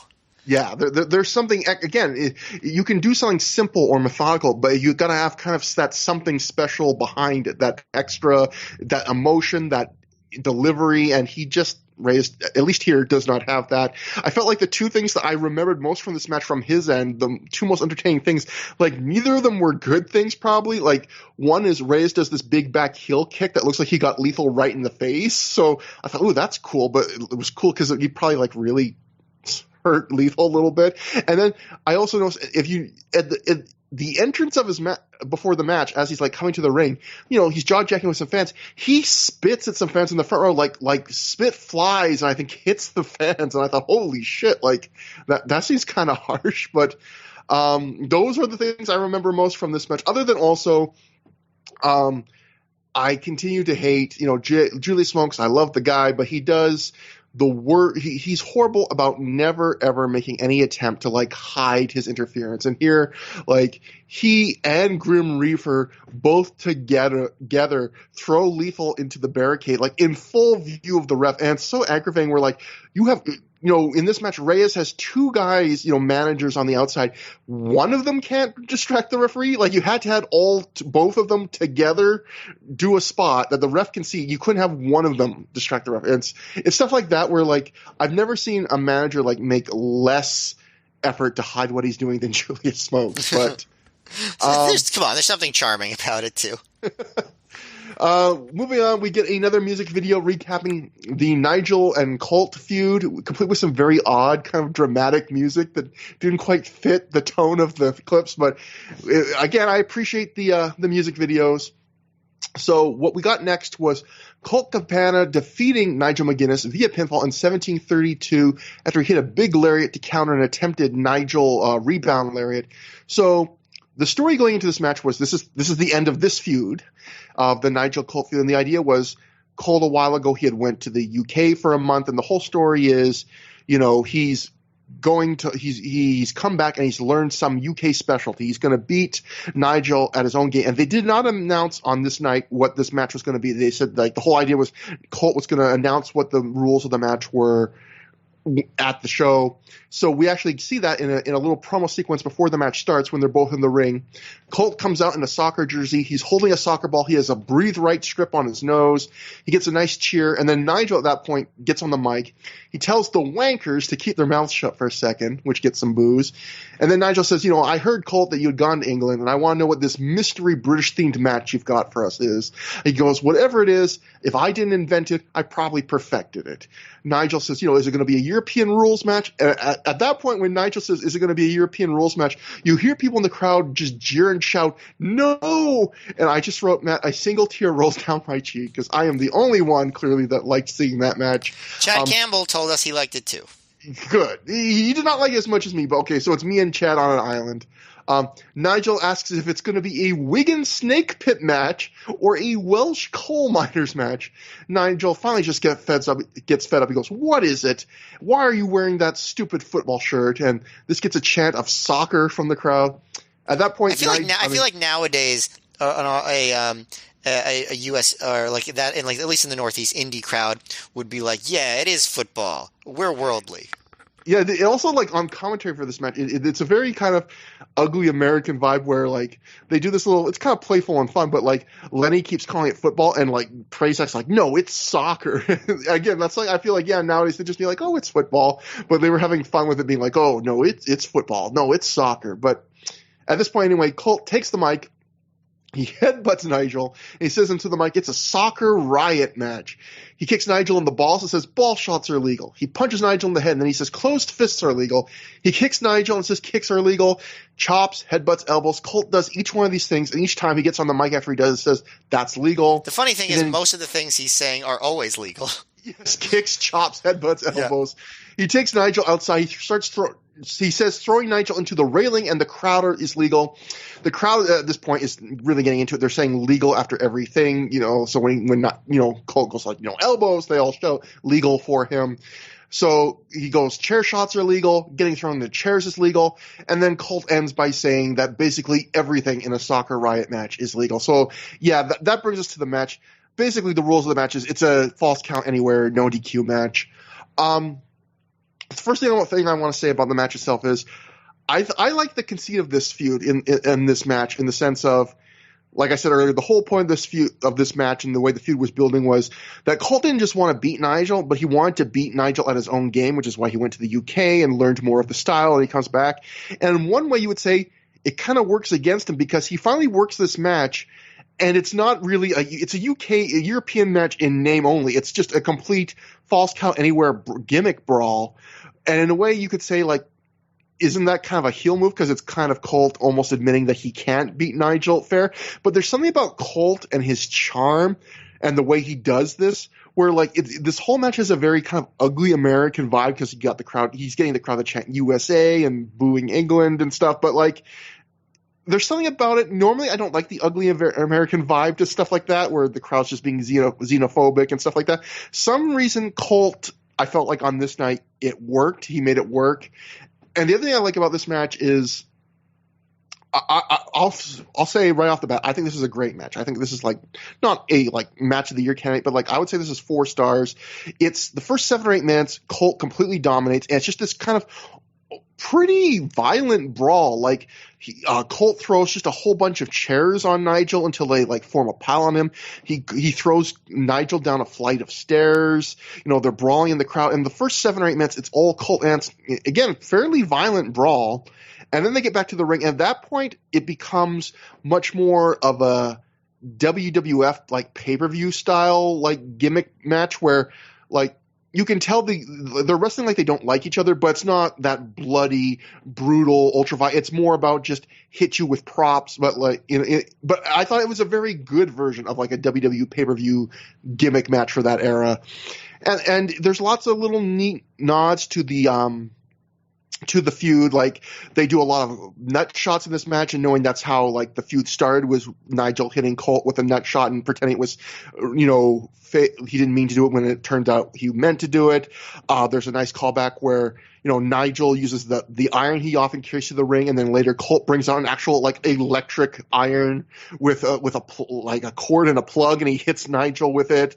So spots like that I thought were fun. There's a fun moment where, Colt brings out a soccer ball. Nigel gets control of the match. He tries to kick it at Colt, and I guess he misses, probably not on purpose, and then the ball flies in the crowd. The crowd has to throw it back in, and then Colt, again, going to the ugly American vibe, Colt teases that like he's going to kick Nigel with the ball. Instead, he just grabs the ball and throws it and hits Nigel like using his hand. So not respecting the rules of the UK, but I just thought this was a fun match.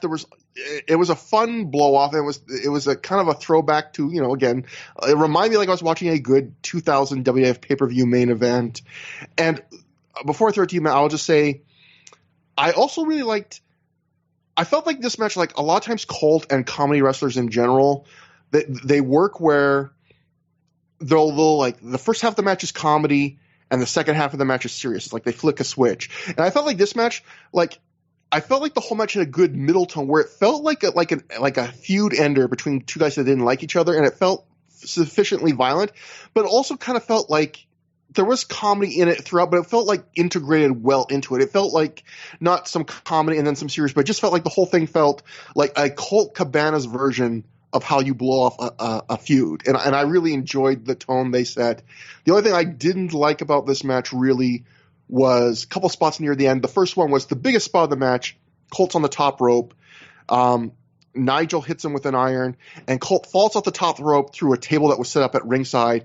And Nigel pretty quickly goes to cover, and Colt kicks out. And very shortly after that, Colt's back in the ring doing offense. And I realize it's a feud ender, so you go bigger. But I felt like that was a pretty huge spot to kind of blow off very quickly. And the other thing, the finish itself is, like I said, it's Colt hitting a lariat of his own when Nigel's going for the rebound lariat. And I think if this was during an era like a year later where Nigel had really established the rebound lariat, it would have been more over to do – because it was kind of a cool end and it was a really nice lariat from Colt. But at this point in Nigel's career, like the rebound lariat had started to be something he did in every match, but still hadn't gotten over quite yet as like – one of his biggest signature moves that he would do all the time, like often multiple times in a match. Or a finish. And so, yeah. And so seeing this match where at the end of the match, you see all these big gimmick spots and this wild brawl, and then it just ends with a clothesline. It felt like even the crowd, the reaction wasn't quite as big as it could have been. But overall, I would say like this is a 4-star match. I really enjoyed it. And obviously, I'm a big fan of this. If you've listened to the show, all the shows leading up to this, I'm a really big fan of this. I think every match they had was really good, and I really enjoyed this. Yeah, I think 4 stars is pretty fair. Like it was very, very, very good. Like, it was not legendary good, but like what made this match great to me was that it was so fun. It was, like you said, it did start out violently. But it also started out with Colt doing a really amusing call and response to get the crowd involved. And this was not one of the hottest crowds ROH ran during this era, to say the least. But the crowd was having a ball. And I remember this very well. Like, this was absolutely the highlight of the show live. They do the call and response, everyone's saying legal. Like, that's so fun. Like, that's like, I'm surprised no one's ever, tried to copy that. Because it worked so well. And Colt, it's a Soccer Riot match, whereas, like you said, it's basically just a no DQ false count anywhere match. But it is, Colt still made the theming work because he brought a soccer ball out. They used it as a weapon. He wore the soccer jersey, the football jersey. Sorry. And I know I'm an ugly American. Alan Cudahan's going to be so mad at you, Matt. You're making a tear run down his face now.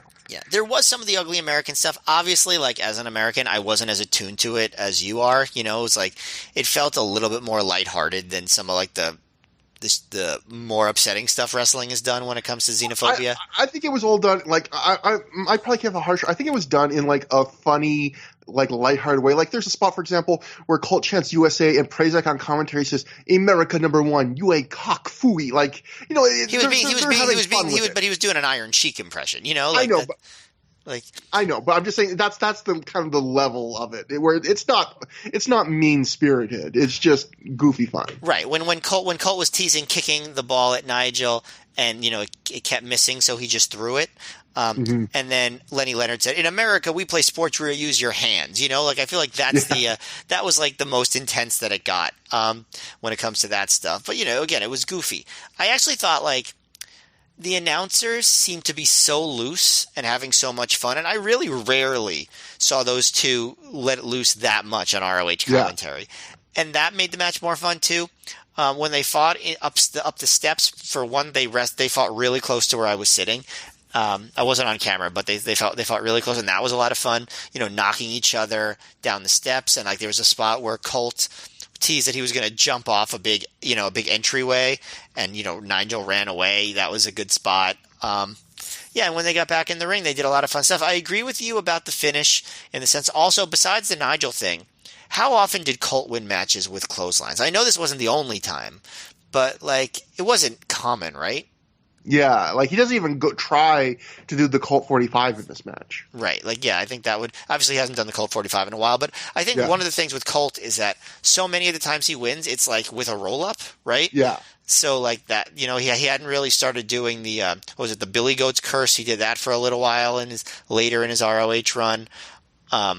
He never really stuck with a finisher actually in ROH, which is kind of interesting when you think about it. But it was just a lot of fun. There was one point where Colt set up Nigel for the Shattered Dreams, and the crowd started doing an "Ole Ole" chant. And when he lands the kick, he starts celebrating like he scored a goal. It was like a party atmosphere, and it's really hard to do a party atmosphere in a fairly moribund crowd. Which, right? I mean, wasn't it kind of like that for most of the show? And Yeah, and I mean it gets worse later on, but yeah, like this. I mean, the crowd here, you wouldn't think it was that bad, like again. I think you had the perfect way to put it. Just like there's a lot of crowd participation, like where he shouts "goal," the crowd loves doing stuff like that to chat along with you, and it's just simple ways like that to make the crowd feel like they're involved. it was a super fun, enjoyable, feel good, brawly match. And if you like wrestling, and that's great. You don't get a ton of that in ROH. So big thumbs up here. Big fan also. I love something I've learned rewatching these Ring of Honor shows in 2005. I like any show in a minor league hockey building because I love spots where wrestlers get clothesline over hockey boards. It's just the Canadian in me, Matt. There was even crowd participation where Colt gets two guys to hold up chairs and he ping pongs Nigel back and forth between the chairs as the fans hold them. And one thing I realized watching this match is like Nigel, even when he's not taking dangerous bumps, like Nigel, when he is asked to do anything, like even like just gets his head slammed into someone holding a chair, he always puts like everything into it. Like that's probably one of the reasons he had such bad health problems because he doesn't like a lot of guys. They'll do a little bit of hesitance. He will just go full into when it's time to like get rammed into something or take a spot. He just goes all the way with it, and I really noticed that in this match. One thing I want to ask you though, Matt, is it's not unheard of, but it's kind of rare for Ring of Honor to have two kind of wild matches like this in such a short span of time on the same show. You said this was one of the only two shows your dad went with you to. Like, what did your dad – did you wonder, like, is dad going to think, like, I'm just going to this crazy crowd brawly show where guys get hit with, like, all manner of – so far, your dad had seen on this show guys get hit with miniature toy rings, keyboards, irons, soccer balls. Like, what did your dad think at this point?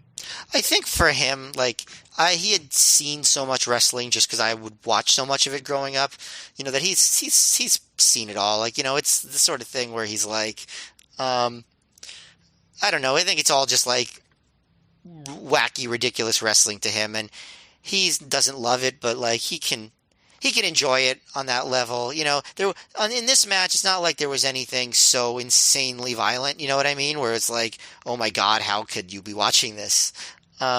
So I think he was just like, this is a hoot. I think that's sort of what it was. Yeah. One of the things he used to do when, like, in the 90s, like maybe when I was like 12, 13, when Triple H was still Hunter Hearst Helmsley, he used to always just like say his name wrong just to get me annoyed. Like he'd be like, "Oh, is this match with Hearst Helmsley Horse or something like that?" And I'd be like, "No, it's Hunter Hearst Helmsley, Dad." But that's how I talked when I was 12, and also still, this is a fake voice that I'm doing now. But yeah, like he just sort of like took it as silly, My dad, he also not a wrestling fan. The funny thing he always did was whenever he had to watch wrestling with me or he decided to, spend some time with the boy. Like, the thing he thought would impress me, even when I was like 14 or 15, would be like, he would watch and wait for like a big spot. And he'd go, I think that one spot actually was real. And he thought like that would impress me. Like, he probably thought I was so dumb. This is probably what my dad thought of me, that like, I thought all wrestling was real. And that would, so like, you know what, Trevor, you're right. That when Mick Foley did that one spot, I think that's real. You know what? These guys do actually get hurt sometimes. And I was just like, Dad, it doesn't matter. It's not real. It's okay. You don't have to try and impress me this way. But a lot of non-wrestling fans like will still do that when they watch it. Well, they'll be like just being like, it seems like they probably do get hurt when they do that. And it's like, I mean, yeah, doing that stuff does hurt. It was funny because like when I was a kid, but once I was sort of like, a quote smart fan, probably teenager, and I would talk to people about, some of the stuff that really goes on, like blading. I remember everybody thought it was, the wrestlers use blood capsules. And I would, I think my friend's dad, like, actually what they do is they cut their heads like with a razor blade. And I remember my friend's dad was like, no, that's what they want you to think. I'm like, no, they want you to think that the wrestling move made them bleed, right? That's what they want you to think. The razor blade is the fake thing that they do. But actually my father still to this day, like occasionally if I'm going to a wrestling show live, and he knows that I'm going, like, and I tell him, he'll turn it on just to see what, the thing that I'm at, Aw, that's sweet. Yeah, just for a little while. So he did tell me that he watched a lot of that Danielson versus Omega match this week. And he liked it, and he told me, and he also made the comment, man, how could they not get her doing that? And he also said that he was disappointed that it ended in a draw because he was liking it so much. So my father, I've my wrestling fandom has rubbed off on him to some degree. He's not going to go out of his way to watch it on its own, but he is not a wrestling hater. So, Matt, Justin Shapiro's dad is a wrestling hater. You could ask him about it. Matt, I think what you're saying is AEW, that's proving that AEW draws casual and lapsed fans. Well, I think it proves that AEW's fans are just in their 70s.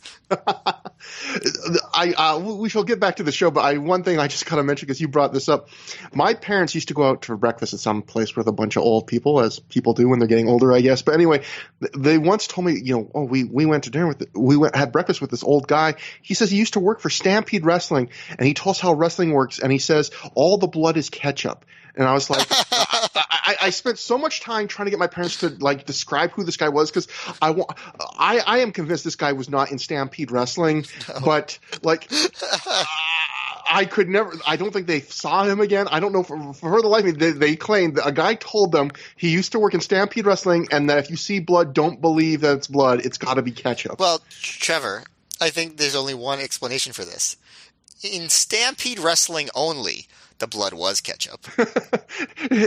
All my parents gave me to go on what this guy looked like was that he had stringy long black hair. He was wearing all pink. He had these shades on, and I can't figure out who it is. But so they don't know the name of the person they ate breakfast with? No. It was just a casual guy that probably overheard. They're probably talking about our son's wasting his life watching wrestling. I probably heard hey, as they do every time they have breakfast. Yeah, let me tell you about how wrestling was really done, kids. So I feel like you could just show them a clip of a wrestler bleeding and being like, what disgusting brand of ketchup has this consistency? Yeah, show them a picture of Abdul the Butcher's head with all the divots in it. Is this from ketchup, guys? Is this ketchup related scar tissue? I don't know, but Heinz number 3000 instead of 57. The most acidic ketchup. But, yeah. So that was a fun round of dad talk, but we'll get back, unfortunately, to the Ring of Honor show we're covering today. After the match, Colt celebrates. He grabs the mic. Colt says there's nothing more he loves than entertain the audience and perform in front of the great Ring of Honor fans. That's what he thought he and Nigel were going to do when they started wrestling each other. Things went awry, Colt says, and he says he's not here to make the Rocky IV speech, but Nigel just gave him a fight of his freaking life, and that's all he asked for. Colt says they've beaten each other, but no matter what they do, this is Ring of Honor. They have no more matches booked against each other, but he extends his hand, and he says he respects Nigel more than he'll ever know. The crowd chants for Nigel to shake hands, and Nigel actually does shake hands, and they embrace. Now, Matt, I thought that was a little weird just because, that's the one way to end a feud where the idea is, it gets really heated, one guy acts like a heel, but at the end of the day, they've earned each other's respect through the hard-fought battles. But the weird thing about this is knowing where Nigel goes, basically at the very next show, the idea of doing this thing where he basically is turning face here, just when his heel turn started and it's about to go back to being a heel turn. It felt weird to do the kind of we're all friends here respect finish, knowing what Nigel's about to do. Yeah, I didn't remember totally everything about this, so I was even surprised when I saw that Nigel shook with hug Colt, raised his hand, and didn't attack him afterward. Yeah. I was genuinely that's weird, because at the end of the upcoming Cabana versus Homicide feud, it has a similar ending, but Homicide actually turns face after that. So that makes a little bit more sense. I guess just the logic was this is Ring of Honor where that sort of thing is done. I think that's sort of was. If you watch the end of the show, there's another feud that has a similar turn. Yeah. So next up, we get a recap of the recent events setting up the next match. No music on this one. It's not a music video, just a recap. But we get the Ring of Honor World Title 3-way elimination match. James Gibson versus Homicide versus Spanky. It ends in a no contest in 13 minutes, 40 seconds. Matt, we cover a lot of matches on Through the Years. Ring of Honor is a pretty well-booked promotion during there. We don't get a lot of infamous matches we get to cover. This one, I would say, is, it's not super well-known, but it's kind of infamous, I would say. Yeah. It's and so in the history of wrestling before 2005, I'm trying to think. how many instances were there of crowds hijacking a show, like because they didn't like a booking decision? Like, I know that at this point they were already calling Toronto Bizarro World in WWE, but like, and like, there was stuff involving like, crowds turning Hogan babyface and, different things like that. But can you think of instances where crowds hijacked shows famously before this?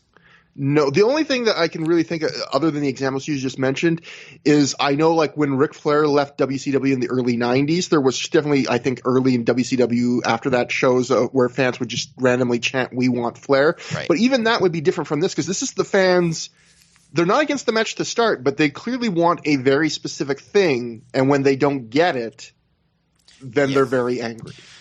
Yeah, so the context here is everybody knew that Spanky and Gibson were leaving. Punk had just been champion while he was leaving. And this is, it's not New York, but it's near New York. And Homicide was super over in New York. And so the crowd thought, oh, instead of these guys who are leaving as champion, we want our local-ish guy to be champion. And we love Homicide, and we want him to win. And he's the only wrestler we care about, and so we want him to win. But I'm sure, as you all know, that was not in the cards. So as far as this match, it's, it's action-packed. There's not a lot of flow, but it's action-packed, but it's so, like, besides the point almost, the match. It's not that good that it really makes a big difference. There were some notable things that I noted, whether they're notable or not. Like when Gibson was coming to the ring and the crowd is singing along to his theme, you could hear one guy's voice really distinctively, and I was just like, that is a good reason never to sing along at a show, because what if it picks up your voice way more than anyone else's? I would hate that. Could you imagine like watching a show and realizing, oh my God, everyone just hears me singing? Yeah, I would. You could be like my favorite match ever. I would never be able to rewatch that match. I'd be like, I can't do this. This is a cringe thing. Yes.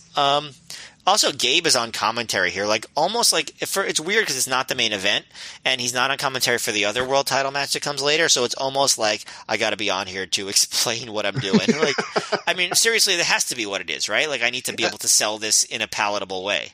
And the funny thing is, they don't really do like much. Like, they acknowledge that the fans want Homicide. The crowd is chanting Homicide, and as soon as you'll explain it, but like.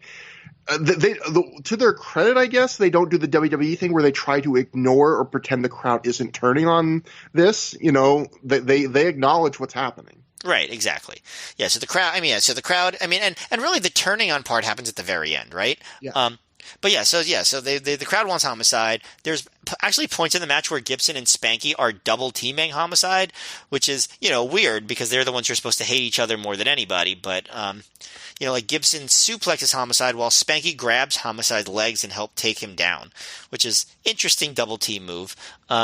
There's one point where they do this thing where Gibson tries to German suplex Spanky, but Homicide sunset flips Spanky, causing Gibson to take Spanky over, but Spanky lands on his feet and breaks up the sunset flip pinfall, and I'm just like, that was impressive, but it's almost like too much. Like, you know what I mean? Like, that's like, I don't even like, I didn't even enjoy it because it was just so, like, there were just too many elements to it. Like, it was just like, come on, guys. Like, you're showing off, but it doesn't really feel like a match there. At one point on the outside, Julius Smokes called James Gibson a country bumpkin, which I found extremely enjoyable. I think I just like hearing Julius Smokes say bumpkin. I like Julius Smokes, just him being quaint. Like, that seems like such a soft criticism from Julius Smokes. Yes. You nincompoop. You're a real stick in the mud, James Yeah. Gibson. Can you imagine Julius Smokes saying that? Yeah, he should actually do a match where like he tries to like just say all sorts of antiquated insults and just for fun. So I kind of enjoyed Spanky's heel shtick a little bit. Like, there were things I liked about it, things I didn't. Like, I liked that Homicide put Gibson in the STF and Spanky acted like he was going to break it up, but he just doesn't, like, because it's an elimination match, which I feel like I'm not sure how the crowd totally reacted to the match like it was elimination because they're so used to these matches not being that. But the announcers say he's using Gibson to soften up Homicide, which obviously makes sense. Homicide's working over James Gibson's neck on the apron, and Gibson avoids a cop killer and hits a bridging German suplex, and Spanky breaks it up with a low blow. So after that last match that was so full of low blows, this is another low blow. Homicide does the Tope con Hilo in a pretty cool way because he ducks Spanky clothesline like on the way into the dive, which I think, that makes it more impressive. It's like it's more complicated to like have to like time a duck and then also time another duck through the ropes, Yeah. I feel like that makes it more impressive. But then Spanky follows that up with a dive onto Homicide. Spanky goes to superplex Homicide. Gibson goes up to back suplex Spanky, and they hit a very wacky Tower of Doom spot with Gibson back suplexing Spanky off the middle rope, causing Spanky to superplex Homicide off the top rope. So they definitely were trying, there was a lot of action here. So when Gibson is going for the Tiger Driver on Homicide, Spanky breaks it up with a step up enziguri. Then Homicide hits the Ace Crusher off the middle rope with Spanky for a near fall. Homicide misses the top rope headbutt on Spanky. Gibson hits him with the Tiger Driver, and that's when Smokes pulls the ref out. So Gibson dives onto Smokes.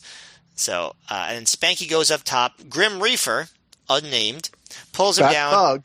Yep, that thug. Pulls him down, crotches him, throws Homicide the chain. Homicide hits Gibson with the chain, and the ref counts for 2. But then while he's counting, the ref sees him holding the chain, which is, if you're going to do this, that's a silly way to do it, right? Yeah. Like why would he still be holding the chain? And and that's when the ref disqualifies Homicide, and the crowd gets extremely upset. They chant bullshit, which you do not hear very often in ROH. Almost never. And while this is going on, Spanky starts clutching his knee and acting like he can't go on, and Homicide starts stomping at Spanky's knee. Then Homicide attacks the ref, starts choking him. ROH students come out, and the Rottweilers attack them, and Gabe calls it a riot again, which is it's just a regular wrestling attack. And Gabe says, "Homicide is ruining everything again," which that's not what happened. The finish was fairly logical, but just not the right thing for this crowd. What happens is basically Spanky, they decide, can't go on, even though it's an elimination match because his knee is so badly hurt after the attack. So Gibson wins the match by default, which was definitely a crazy way to do it. I'm trying to think of the logic of doing what they did, where they stopped the match here and then just pick it up later. Maybe they thought they could get Gibson more over as a babyface if he came back out and demanded to wrestle again. That way they wouldn't be so cheering for Homicide. Maybe they expected the crowd to shit on this finish, and that's why they decided it wasn't worth continuing the match. Yeah, it's interesting. After you talk about your thoughts on the match, I'd like to discuss what we think about the booking. Yeah, because that's great, because I think there's 2 separate discussions, the match and the booking. So the match, I would say it's decent, but nothing special. The problem with this match, you said it was action-packed, and it is. I would say a problem with this match is, now, all 3 ways have this to some degree, but this is heavy on the one guy stands outside the ring or sells for a super long time while the other 2 guys wrestle each other one-on-one. And then when they do 3-way spots, they are extremely elaborate. Yeah, and often, sometimes they're not even they don't even work out great. And like you thought the one was convoluted, but there's another one where let's see if I can find it in my notes. There's like a weird triple team spot where Gibson, I guess he's going to like back suplex Spanky as he's trying to Spanky's trying to superplex Homicide, but the way it looks, like it's almost like they don't know how to do it. So it looks more like it comes off looking like Gibson is just lightly side hugging Spanky as Spanky superplexes Homicide. Like, it's like, again, like the match is mostly very just 2 guys want to wrestle each other. We don't want to do many 3-way spots, but the 3-way spots we do have are very intricate and convoluted and weird. But There was also when they try to do the flip dive sequence, Spanky does this thing where he basically just flips over the ropes and gets no distance. Like he almost doesn't get away from the apron, and he basically just lands on his feet and then trips over Homicide. And not a great looking spot, but overall, it was decent action. These guys are, very good wrestlers, but it felt like one of those three-ways where the guys didn't want to wrestle a three-way because they spent so much of the match just doing one-on-one. I also thought it was a bit weird because it's an elimination three-way, and early on, Spanky breaks up James Gibson pin attempt on Homicide, and to the commentary's credit, I think Gabe or something, he tries to cover. He goes, Spanky, he doesn't want James Gibson to have the glory or whatever. But then later on, like, Spanky's breaking up, I think, a Homicide thing too, even though he also does that moment where, like you mentioned, where he runs the ropes while Homicide's got Gibson in a submission but doesn't do anything about it. But then after that, when Homicide sees that Spanky's not going to break up the submission, Homicide then like gets angry and lets go of the submission to go after Spanky. It's like, well, why don't you still try and win the eliminate? Like, just weird logic things like that I thought were kind of weird. I did like the story early where Spanky's being a chicken shit heel and he's running away and letting Homicide and Gibson wrestle each other. And then Gibson eventually like points it out to Homicide, like, look, he's like avoiding us the whole time. Like, we're just letting us beat the shit out of each other. And so the Homicide actually then goes and helps Gibson chase Spanky into the ring. And they actually team up on Spanky for a very short time. But then Homicide, of course, turns on Gibson where he suckers Gibson and like, come on, I got him in the corner, run in and hit him. And as Gibson runs in, Homicide just suckers him in and hits his clothesline. Like, I thought that was fun, but that kind of fun story stuff, it goes away very quickly. And it just becomes more of an awkward three guys trying to have a three-way. So, and then before we get to the booking, just the last thing I would say I don't like is, again, the finish. I don't like Julius Smokes again. He just pulls the ref out of the ring during an important 3 count, and he doesn't, make any attempt to hide it. I guess. How do you hide pulling the referee out of the ring, though? I wish he could have done something to distract the ref, not do that. Well, although it does seem to be established in general that three-ways are no disqualification, but then you say, but someone was disqualified. Exactly. And also having Spanky sell the knee injury, but have it be from like, he gets crushed on the top rope. Like, I thought there would be a better way to sell a work knee injury than like you hit your ball so hard on the top rope, you wrenched your knee. I guess you could say his knee got caught, but it really just looks like, he gets crushed on the top rope and then he sells his knee like he's Nancy Kerrigan. But that's the match. The match was, if we just look from an action thing, the match wasn't anything special, but it was not a bad match. But the booking, I guess we can go into that. This is the separate thing. What would you think about the booking? What's your thoughts on that? Well, I just have a lot of questions. Obviously, I know you're probably going to read The Observer soon, where Gabe basically admits that this was a bad booking decision, right? Mm-hmm. But, why... If this is what you expect from this crowd, why not just have Spanky get eliminated and do Homicide versus Gibson? At least then if Gibson wins, you give him the match they want. Is it really that important to do Spanky versus Gibson? Clearly no one was clamoring for it, right?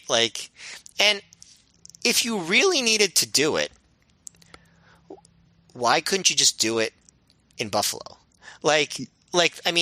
Obviously they do Cabana versus Gibson, right? The gimmick of the Sakurai match was that Cabana gets to choose which champion he's going after, and he chooses Gibson. Yeah. Sure, it's good to have Cabana wrestle James Gibson. It would also be fine if he didn't, and instead Gibson wrestled Spanky, if this is something that you really felt you needed to pay off. I don't really understand why they had to just rush all this in on this show. Maybe it was because they weren't sure they would get Spanky for Buffalo. That's the only thing I could think of. But that way you could give the Northeast, I guess Buffalo's the Northeast too, but you know what I mean, give New York their Homicide match and still get your Spanky match in. Or just say, okay, the 3-way is enough. Gibson pins Spanky in the 3-way, and then we do Gibson versus Homicide. This just seemed like just like you said, convoluted spots. Like this whole thing just seemed unnecessarily convoluted. Like, I mean, obviously you can't always expect that the crowd's going to shit on your booking decision, because especially for Gabe, it was very rare for that to happen. Like, you had crowds booing finishes before, obviously, but it didn't taint later matches like the way it did here. So I'm just really not sure what they were going for, I guess is sort of what I would say. I get that they wanted to rush in Spanky and Gibson because they were leaving. I get that. The way they went to it, I don't understand. And I also don't like that they, it just felt so screwy to do a DQ in a three-way when DQs never happened in three-ways.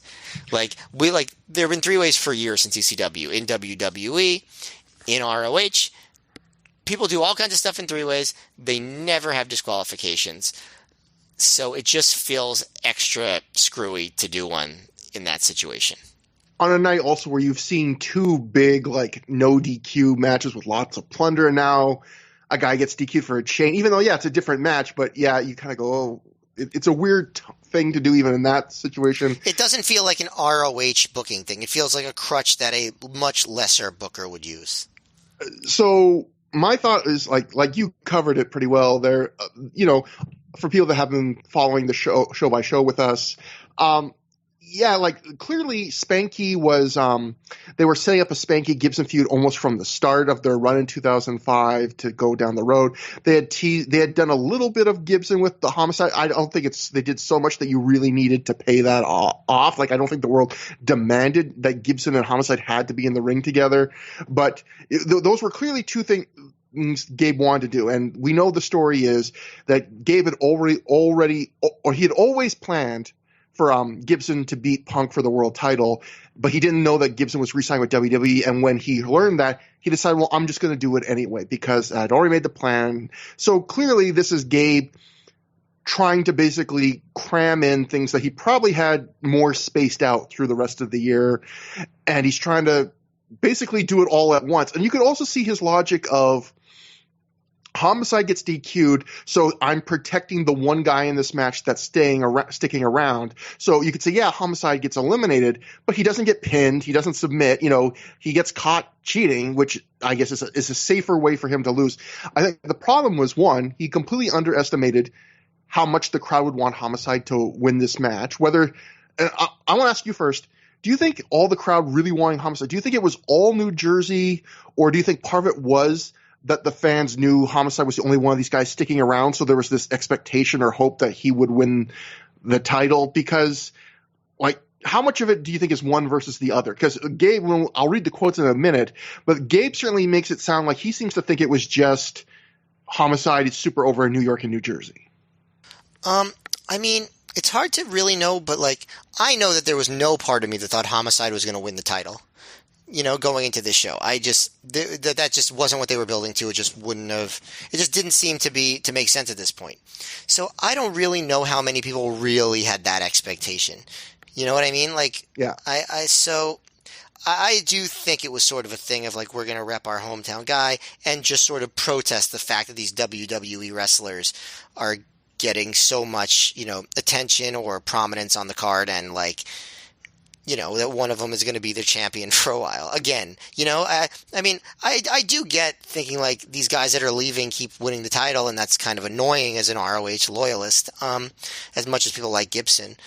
So I think that's part of it. I do think that if Homicide and Gibson just had a normal, very good match and Gibson won, I don't feel like the reaction would have been as negative. I feel like it was also a combination of the fact that, Spanky was in there too, and the booking was pretty bad for the finish. I think all of it combined. And the other aspect of the booking I think was real bad was, and you mentioned it, where Homicide gets the 2 count and then the ref catches the chain. Because I think the problem with that is I feel like it got the crowd's hopes up and made them even more disappointed, because I think there's probably a half a second where some of those fans think, when the count's 2 after Homicide hits a guy with a chain, Homicide's going to at least eliminate Gibson.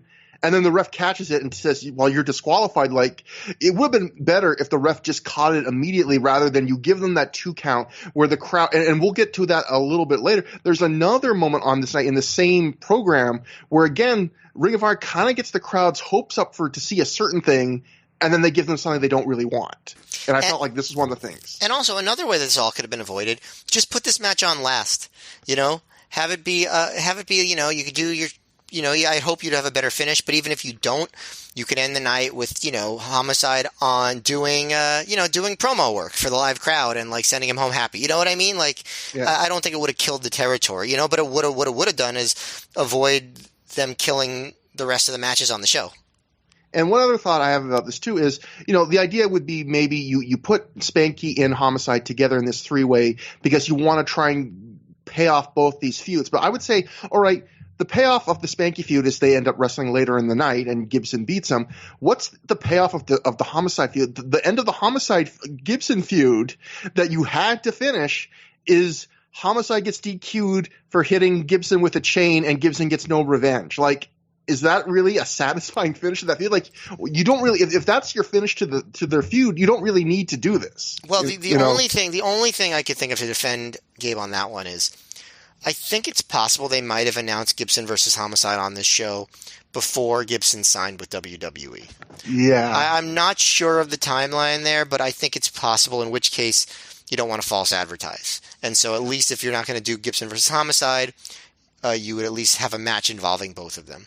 In a way, it's really commendable because it's Gabe trying to give fans everything he's ever teased. So he's not wanting to cancel the Homicide match. He knows he's teased the Spanky match, so he doesn't want to have Spanky leave and not pay that off.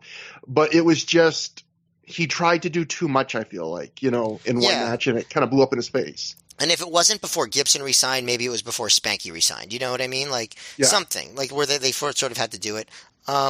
But yeah, no, you're right. It is commendable. It didn't, but it wasn't well executed at all. It felt like what it was, which is a guy trying to cram in everything into one show and it not working out. So yeah, and just not the right crowd to do it in front of either. Another thing is also Gibson, these like action 3-ways, clearly not his strong suit. Yeah. Gibson's more technical, build the match up, not big spot fest, no flow. You come in, then I come in, intricate, crazy 3-way spot match. Yeah, exactly. But we do have some quotes from it because this was, Gabe, we're fans of Gabe's booking, certainly of this era on Through the Years. And I think he's a guy that, he was pretty in touch with his fan base, certainly at this era. And also, it's not like we've talked about things that we did not like about his booking, but I don't think there's been many up to this point in our history of us doing the show, many like things that were this high profile of failure. Like, this is a world title match and it completely derails the rest of the show. Like, this is probably one of his more high profile, biggest kind of match failures he's had as a booker. And to his credit, he acknowledged it. So we'll go to first the Observer. Dave wrote, "As you can imagine, the fans hated the finish. That was by design since it led to something later, but the vociferousness of their hate hurt the show bad. Gabe Sapolsky admitted it was a mistake, and that 100 or so fans who chanted so much for Homicide, thinking in their minds he needed to be champion because he was staying and the other two were leaving, hurt the next few matches. There was a big pull apart after the match. Steve Madison from Florida started brawling with Homicide. The two are feuding in the FIP promotion." So that's another thing we should mention is all of that does not make tape. You just see the DQ and that's it. You do not see Steve Madison at all. I assume that was filmed just for FIP. Yeah, and I don't remember that at all. Yeah. So next we go to the Pro Wrestling Torch. They wrote, "Ring of Honor built its reputation on clean finishes, but lately has strayed away from that often. It is being developed into an angle where an authority figure will be brought in to try and return to the promotion to its roots. Ring of Honor's website played into the angle by stating the following. Ring of Honor officials held an emergency meeting after last Saturday's show to discuss things like the DQ finish in the World Title 3-Way and interference on other parts of the show. It has been decided that the search for an authority figure will kick into high gear. Ring of Honor officials are looking at a variety of candidates, from recently retired wrestlers to recently released WWE stars to legends to wrestling historians. Ring of Honor officials are also discussing how much power to give this authority figure, including how much creative control he will get." And obviously this would lead to Jim Cornette coming in. So, but finally, Matt, and I want to see if, since you were there at the show, I want to see if you agree with this. There's a note from one of our listeners, Clayton Jones, sent this in to me yesterday. And obviously, we always love if listeners who are at the shows or not at the shows have thoughts or any interesting tidbits. And he wrote about this. The main thing that stands out about this show was the awful crowd. I went to a lot of shows in the Northeast between 2004 and 2007, and this was easily the worst Ring of Honor crowd I was a part of. My impression at the time was the company had an influx of new fans thanks to positive publicity of late, high-profile outsiders, and hot booking, but the new fans didn't really seem to understand what the promotion was all about. It was a strange juxtaposition because the anti-WWE, anti-TNA vocal minority was never louder, but at the same time, these fans seemed to be largely clueless to the actual Ring of Honor storylines going on at the time, and anyone other than the top stars. I remember a fan near me being disgusted that something like Colt and Nigel's Soccer Riot match was happening in Ring of Honor, for example, despite it not being out of character for the promotion at all, and easily being the best match of the night live. I brought a friend for the first time who was pretty disappointed with everything, but we held out hope all night that Joe Daniels would steal the show. I'm curious to hear how it plays out on DVD, but live, suffice to say, it did not.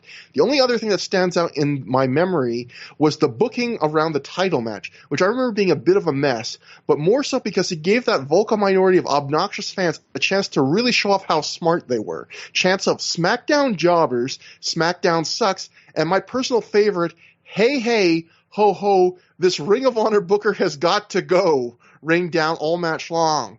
If there was any silver lining, it was that this influx of fans in the Northeast area only seemed to last a few months, or maybe they learned to enjoy the promotion for what it actually was. Now, Matt, do you remember any of that? Like, do you agree that this crowd was a pretty bad crowd? Because I thought they weren't an incredibly lively crowd, but I don't think they were terrible, at least in watching it as a DVD, not as a live fan, until this match. And then I think they turned on the show. Yeah, I thought it wasn't the best crowd, But I remember thinking that the crowd at Homecoming also wasn't very good. The other show I had been to right before this, the Philly show. Compared to the New York City shows. So but I think the worst thing about the crowd before, what happened in this match is the fact that the building was too big and the crowd was spread out and there was just too much empty space. So it was hard to get that cool, intense vibe. So the crowd was just more laid back, but I don't remember specific obnoxiousness on this particular show. And there were shows where I do remember that. And I'm not saying that wasn't there. I'm sure it was, but I don't totally remember that. I mean, if you watch the show, you could tell it wasn't, like you said, it was not a great crowd. And then they were very apt to ruin the rest of the show after something happened they didn't like, which I don't think is a great quality in a crowd. Depending on what that thing is. It obviously worked out with some stuff I liked, when Daniel Bryan was not being pushed in WWE, but you know what I mean. If you're in a live show and you're trying to enjoy it and the crowd is just trying to crap on everything, it's not great, Yeah, we could talk about that a little. I actually have a couple of things to say about that a little later because we're going to get one more match with those guys. But first, we get a clip of Sal Rinauro wrestling CM Punk and FIP 3 months ago. A Gabe voiceover tells us that at tonight's Do or Die pre-show, Sal won a qualifying match and then a four-way to win future bookings in Ring of Honor. Gabe says Rinauro is just the first of many new faces you'll see in Ring of Honor. Again, the weirdness of he wins a spot. He's not on the show, but at this point, the Heartbreak Express come out, followed by their opponents, who are going to be Lacey's Angels of Cheech and Cloudy, who come out along with Lacey. Before the match, Sean Davis of the Heartbreak Express gets on the mic and he tells Lacey to ditch her team and go home with them. The crowd loudly chants, "You fat fuck" at him. Davis says he's going to give her a little taste of what she can have all to herself. He proceeds to take off his ring jacket and gyrate until Lacey slaps him right in the face. Immediately afterwards, James Gibson runs to the ring. He lays out both teams single-handedly. He grabs the mic and says, obviously the people expressed their opinion on what happened a few minutes ago with his match. Gibson says he intends to be a fighting champion. He tells Spanky to ice up his knee up and says his cowardice is going to be another man's opportunity. Gibson at this point seems to be in the process of laying out an open challenge for someone else. And then Gary Michael Capetta comes out. He says Spanky's getting his knee taped up as we speak, and he wants a shot for that Ring of Honor World title more than anything. Gary says Spanky will be ready later tonight to wrestle Gibson for the belt and asks Gibson if he accepts. Gibson says yes. And this is the other thing I was talking about earlier, Matt, when I said that Ring of Honor, I think, on the booking decisions would gain the crowd's hopes up multiple times. The crowd, when Gibson says, he starts talking about an open challenge, you can hear the crowd kind of pop a bit, like they're getting excited, and then you immediately have Gary come out and say, no, it's going to be Spanky. And I feel like, again, it was just you kept getting the crowd's hopes up that they were going to see something different, and instead it was all paths were going to the thing they didn't want to see, which was, for whatever reason, they just did not want to see two guys they knew were both leaving wrestling each other tonight. Yeah, when the Heartbreak Express came out, I was like, wow, I do not remember seeing the Heartbreak Express live ever. and then I was like, oh, this is why, because they were gone immediately. Although, there was some of the stuff with them and Lacey was gross, right? And also the chant from the crowd was gross, the "you fat fuck" chant, yeah. But anyway, not. Over pretty quickly. Luckily, when Gibson ran in and beat everyone up, he didn't beat up Lacey, which in ROH during this era, you never know. I actually don't think, at least during this particular era, Lacey ever got involved with violence with a male wrestler, which, that's good. That's progress. Yeah. That they have one woman that they did not do that to. It's actually very interesting when you think about it, right? Because they were still doing that with, like Danger and Chung, right? Yeah. But anyway, that's very beside the point, right? Yeah, I mean, the crowd, they chanted bullshit for sure when they found out that Spanky was going to wrestle Gibson. They clearly underestimated how much this crowd would not want this. I do think that when the crowd booed, what they wanted was still Homicide. I don't think it was like, oh, maybe he'll wrestle Samoa Joe or something like that. I think they wanted Homicide. Yeah, and if you watch this, they cut off very abruptly right after Gary announces, it's going to be Spanky and Gibson. The crowd does boo, and you even hear a few people chanting bullshit, and they cut very quickly away from the segment. So, like they showed as much as they absolutely had to get the story across. Yeah, well, what's crazy to me though? I think this all supposedly happened before intermission. So was the conceit here that the last match before intermission was going to be the Heartbreak Express against Cheech and Cloudy? I'm trying to remember if this actually happened after intermission and they just rearranged it, or if this actually was the segment before intermission. I'm not sure. I think I don't have this in my notes, but I think it might have been one of the live reports that was sold as kind of like a bonus match because the last match didn't have an ending, So it probably wasn't pre-announced, but they were already there for the pre-show, the do or die. So hey, we can say, and then I guess they were hoping that it would give Gibson a big pop, but right. No, I get why they did it, but just in terms of kayfabe terms, they have the world title match before intermission, then they follow it's like with a standby match, I guess. Yes, yeah. At this point, we get music videos for two new FIP shows, Dangerous Intentions and With Malice. There is a lot of ads on this show and stuff compared to, well, maybe not a lot, but most Ring of Honor shows, they have minimal ads and they go right up to the 3-hour mark. This was a show that ended 5 minutes early, even with a bunch of ads. So it was a show that, like you said earlier, did not maybe run quite as long as other ones. Now it's intermission. Gary Michael Capetta is backstage with Sal Rinauro. Gary says everyone is psyched to see Spanky coming back with the Ring of Honor World title, which, again, right after that last thing, pretty funny. Gary congrats Sal on his success, and he says he looks like he's joining Ring of Honor.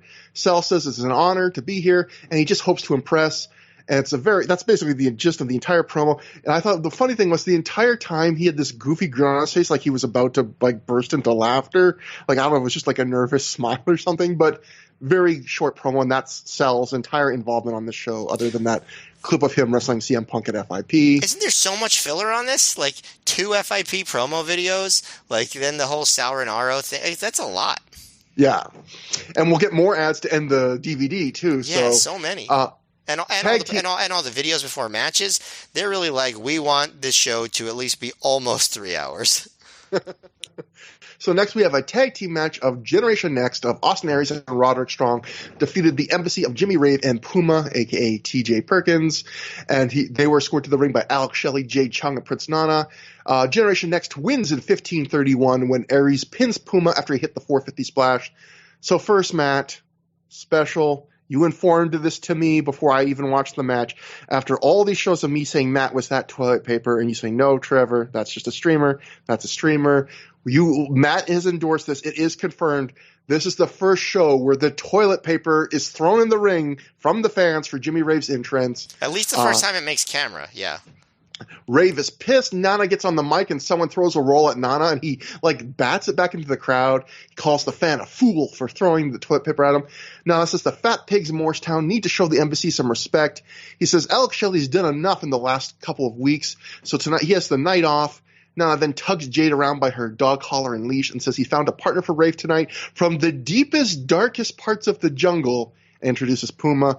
So the story behind this match was booked as AJ Styles and Austin Aries versus Jimmy Rave and Alex Shelley, and then Puma versus Roderick Strong was going to be a separate match on the show.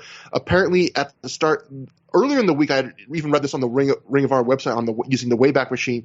They informed the fans that AJ Styles is busted up from TNA, so he might not be able to make the show. Apparently, Bobby Cruz at the start of the main show told the fans AJ's not going to be on the show, but they did not tell the fans that they basically weren't going to get Roderick Strong Puma tonight because they basically combined that match into this because Alex Shelley also got hurt. I'll just read the PW Torch. Alex Shelley suffered a back injury at the Impact tapings. Shelley wrestled in a tag match at the August 19th PWG show the night before and took his fair share of bumps in the match despite the injury. Ring of Honor pulled Shelley from their weekend show on August 20th as a precautionary measure to prevent further damage. So it is kind of interesting that Shelley, actually works the night before. He still comes to the show. He works, at ringside, but for whatever reason they decide, we're not going to make you take bumps in this match. We'll combine the Roddy Puma match with this. And anyway, so that gets us to the match. And Matt, one more thing before the match. Go on. So at one point during the promo that Nana is cutting about the whole how Shelley, he gets a paid night off, right? That's what he says. But while he's doing, he's like, I love your stuff. You'll be the next champion. I just think I love your stuff, and you'll it's just a very funny line. Nana is so funny. I wish that I didn't hate this Jade Chung angle so much because Nana is very funny. So this is a match I really struggle to say things about. It's a good match. It's a good tag match. Apart from a sequence in the middle of the match where Strong gets put in holds over and over so they can do the ref misses the hot tag spot multiple times, this match is kind of always moving at a good mid-tempo pace. There's good action in it. There's not much of a story to this match, I would say, beyond the Embassy are heels that cheat a little bit. Puma does a lot of his flashier offense here. I think he looked pretty good in this match, other than he does a few of his kicking kind of based offense. They whiff a little bit, but not crazily bad. But I felt like there was one TJ Perkins match as Puma we saw where he kind of wrestled, I think it was against Homicide, where he wrestled very kind of modestly. He didn't really do – this was a match where he was trying to show off more of his offense and get noticed. But overall, there's not much to say. There's not a lot to the story. There's not – a lot unique. I felt like this is a point. This is a good match. If there's a criticism against it, this was a show at this point that really needed a balls to the wall, throw out all the stops, barn burn to kind of save the show with the way the crowd had just been pissed off. And this was just a good, fine mid card tag match. Aries is Strong, always fun on offense. There's a sequence where Strong gets Puma up into kind of a torture rack. Aries then drop kicks Puma while he's in the torture rack, and then Strong just spins him and drops him into a gut buster. That was really cute. And I do like the end. So the end of the match is Strong chases Jade and Nana around ringside, and the chaos, she kind of runs into the ring, I guess, and then runs back out or something. Something happens that basically it causes her dog collar leash to a strand of it to be in the ring, and then Puma trips over it, which lets Aries hit the brainbuster in the 450. And so I thought that was kind of a cute finish to kind of show it's Nana's evilness of treating Jade that bad. It ends up being the thing that cost his team the match. I like that as kind of a cute little finish, but a good, solid, nothing, but I would say also a forgettable tag match. Yeah, I would not call this match good. I think it was not bad. That's probably as much as I would say. They're athletically talented guys, but the match didn't add up too much of anything. I didn't really feel like there was any engaging story. Didn't feel like the crowd was particularly engaged. I think Strong and Aries are always fun in tags, but if you compare this to the tag match they had, with Fast Eddie and Jimmy Rave Fast Eddie and Alex Shelley at the Homecoming, I think it's not even close. Like it was just, like you said, like they did some good moves and stuff, but the crowd didn't care. There was a bunch of hope spots that the crowd didn't really care about. This match did have some of my ROH tag team pet peeves. The biggest one being when a guy hits a hot tag, then when a guy gets a hot tag, he's back in the ring like a minute later doing spots. I always find that, I don't know. The story that story doesn't work for me. Puma was pretty good, but the match just didn't hold together. There's one moment where Gabe jumps into the booth again to say he's disgusted by the abuse of Jade Chung. Okay. And then Lenny Leonard on commentary says, since Prince Nana can't physically abuse Chung, he's going to emotionally abuse her instead. Which, yes, it was emotional abuse, but isn't yanking someone around violently by a leash around their neck also physical abuse? Wouldn't that count as physical abuse? I think it was. There's just the crowd just doesn't care. Like when Puma works over Strong's neck at a certain point, the crowd tries to muster up a mild clap, and Strong gets a tag that like you said, that the ref doesn't see, and so the ref pushes Aries back to the apron, and the crowd can't even be bothered to boo. And again, I know that's not totally the wrestler's fault, it's the crowd has been killed by bad booking, but still, I feel like the match also wasn't doing it. And again, not to criticize the wrestlers, it doesn't always work, but I didn't think this match worked very well. Very well at all, honestly. I just didn't really think it clicked. Couple of things I want to mention.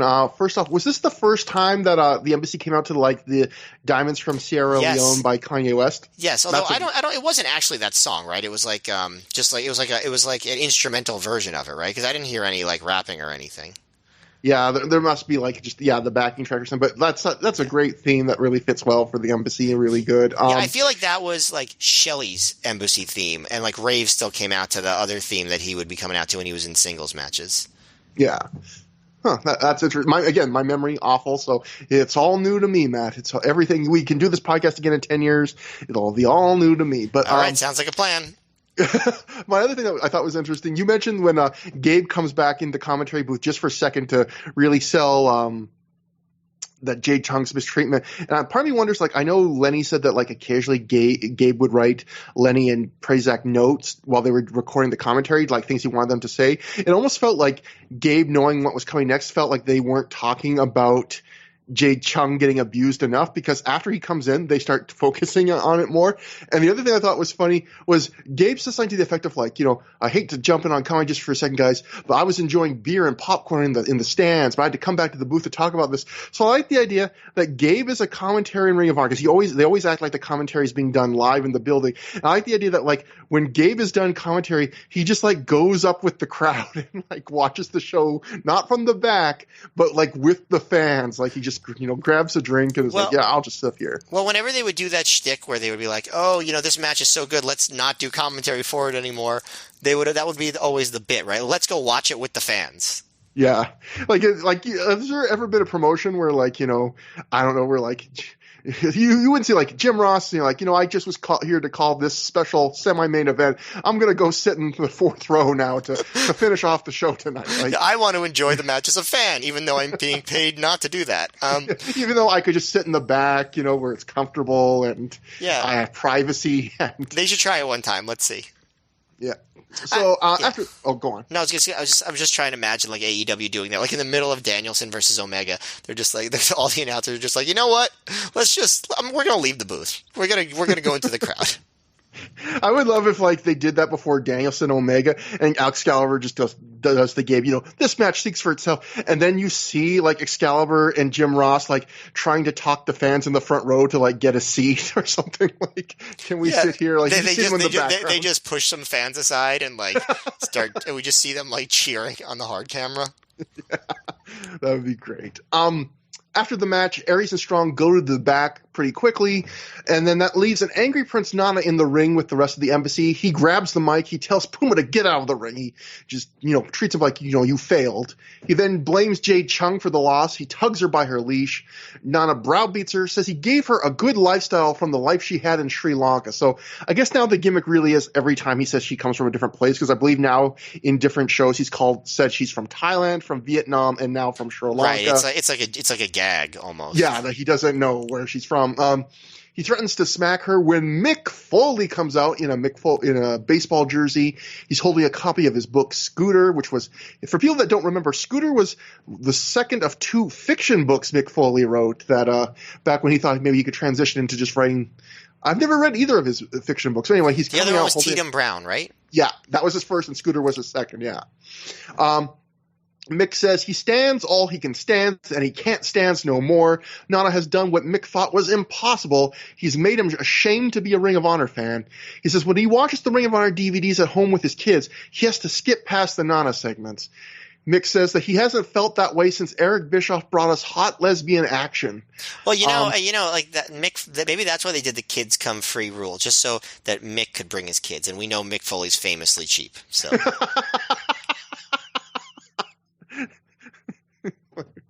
Dewey's got to get in for free. Foley says Nana could get the book thrown at him for his actions, which he transitions into a cheap plug for Scooter, because that's the book he could throw at him, which gets a nice pop from the crowd. Mick says he's not saying you can't abuse your women in America. They get abused all the time. Mick says if you want to do it, though, you have to do it the American way. You have to wear a sleeveless white T-shirt, dribble some tobacco juice down it, change your name to Billy Bob, move to West Virginia. He didn't think that one through. Yes, because for those who are forgetting, James Gibson is from West Virginia. Yeah. And marry your sister, then you can do whatever you want. But none of those things are true, Mick says. He says the next time Nana lays his hands on Jade Chung, he'll lay his hands on Prince Nana. Mick tells Jade he can't make the choice for her, but she's going to have to decide between the embassy and her new Ring of Honor family. Nana or Mick. The Prince or the Hardcore King. The crowd chants for Foley, and then they start chanting happy ending, which gets a chuckle out of Mick. It upset me extremely. It's just this angle. Oh, my God. Chung then acts torn about who to choose, but then she goes to hug Mick. Before she can, Shelley and Rave attack him. They hold him in place so Nana can hit him with Mick's copy of Scooter. At this point, Aries and Strong come back out. They chase the embassy to the back, except for Nana. Mick lays Nana out with punches and a double arm DDT. That's the segment. He DDTs him on the book. Ooh, yeah. And the Observer wrote, Foley asked to be a part of this angle as on his appearance. So, part of me wonders, so based on that, Matt, do you think that when Mick said, this made me ashamed to be a Ring of Honor fan, do you think that's, real? Like, maybe he thought that maybe this would help in a way, like, being the babyface that, gets comeuppance on this guy who's been abusing a woman? Because the whole thing, it strikes this really weird tone of he's kind of standing up for a woman, but he's also going through this weird joke about how you can abuse women, but you have to apparently be from the South and do it in an incestual relationship. It's a weird tone he hits on this in this promo. Yeah, I don't. You could say maybe he was bothered by this angle in the sense of he was probably already doing work with Rain and stuff like that, which he has done to his credit. But I don't think that his involvement is super respectful of women, or what I mean. I think besides that, turning it into a joke. He could have cut a real serious promo on how insane this is. Yeah. Not that would have made me like it. I don't think that it was just. I just don't think there's any way to salvage this in my mind. But it would have been probably better. But then also when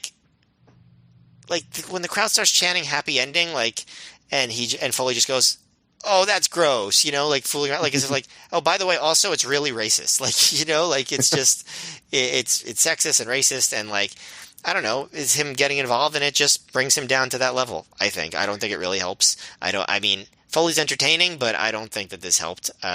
It reminds me more than anything of Foley getting involved in the Muhammad Hassan angle, and him basically going on ROH TV and being like, yeah, I was just involved in a really horrible xenophobic angle. Not ROH TV, ROH DVD.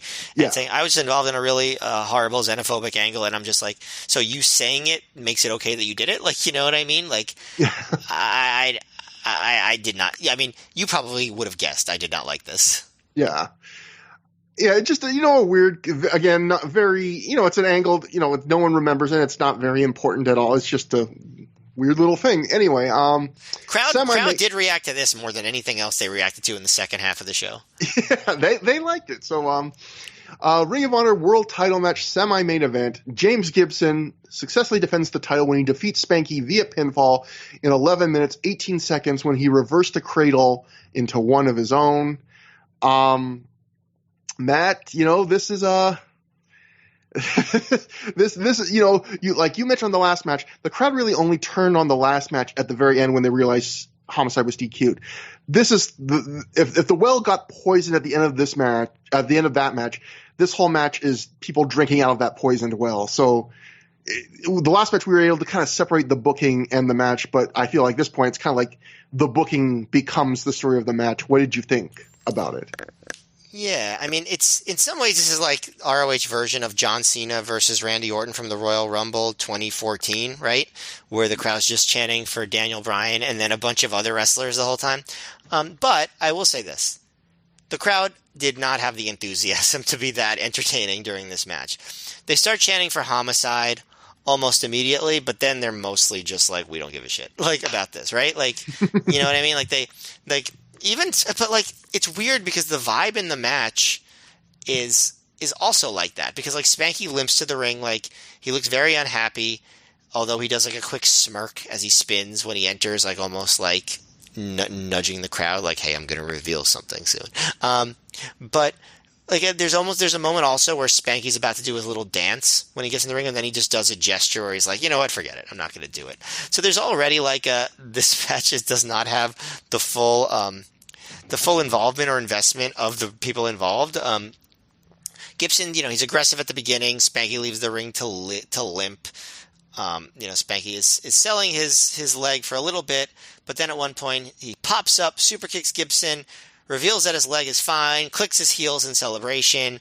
The crowd boos, but not really, because Homicide isn't in the match.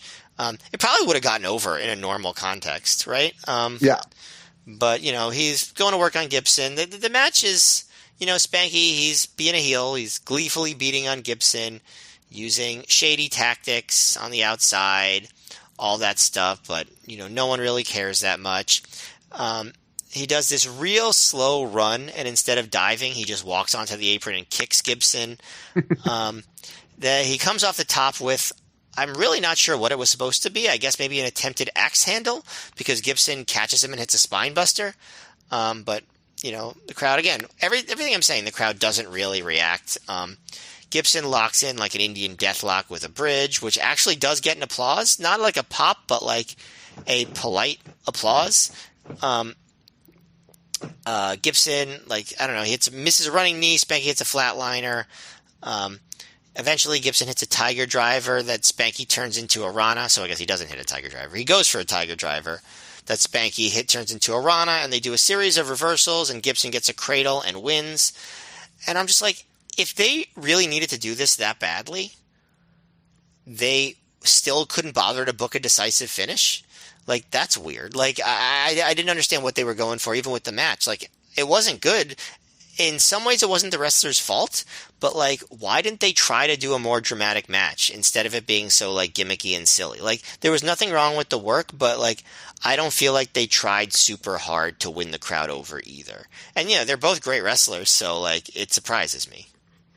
I like the actual work of the match a little more than you, but what I think the real failing is, they wrestled the absolute wrong match for this crowd in this moment, because, I actually like the Spanky stuff, because one thing I think we've talked about in Spanky's whole run in 2005 in Ring of Honor is like his work has always been pretty good, and that Danielson match is great. I don't think he was ever slacking in this run, but like we've talked about, he lost the goofy, crazy Spanky face character and didn't really replace it with a compelling character. It was just kind of like, I'm Spanky and I want to win a title, and he was kind of missing something.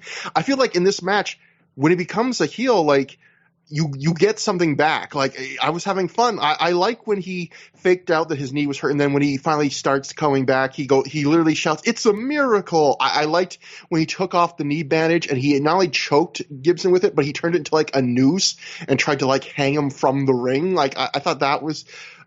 I mean, I liked him being the tease you talked about, where he teased the dive and then just walks up. I thought he was having fun being a heel, but where I think the whole thing was, and I liked they were trying to tell a bit of a story too, where Gibson early on, he keeps getting chances to go after Spanky's bad knee, and Gibson, even though he's mad at Spanky, he was his good friend, he can't bring himself to hurt the knee. And then when Spanky reveals that, he was faking the injury later in the match, from that point on, Gibson now actually has no hesitation to go after the knee, and now he's trying to hurt the knee for real. And I think at the very end of the match, there's one spot where Spanky like lands on his feet from something and he like hobbles. So I actually like the idea that like the guy, I thought you could make an interesting match of that kind of story of guy fakes an injury, opponent doesn't want to take advantage of it, then reveals it's fake, then opponent actually hurts that body part for real, so the guy's not faking anymore.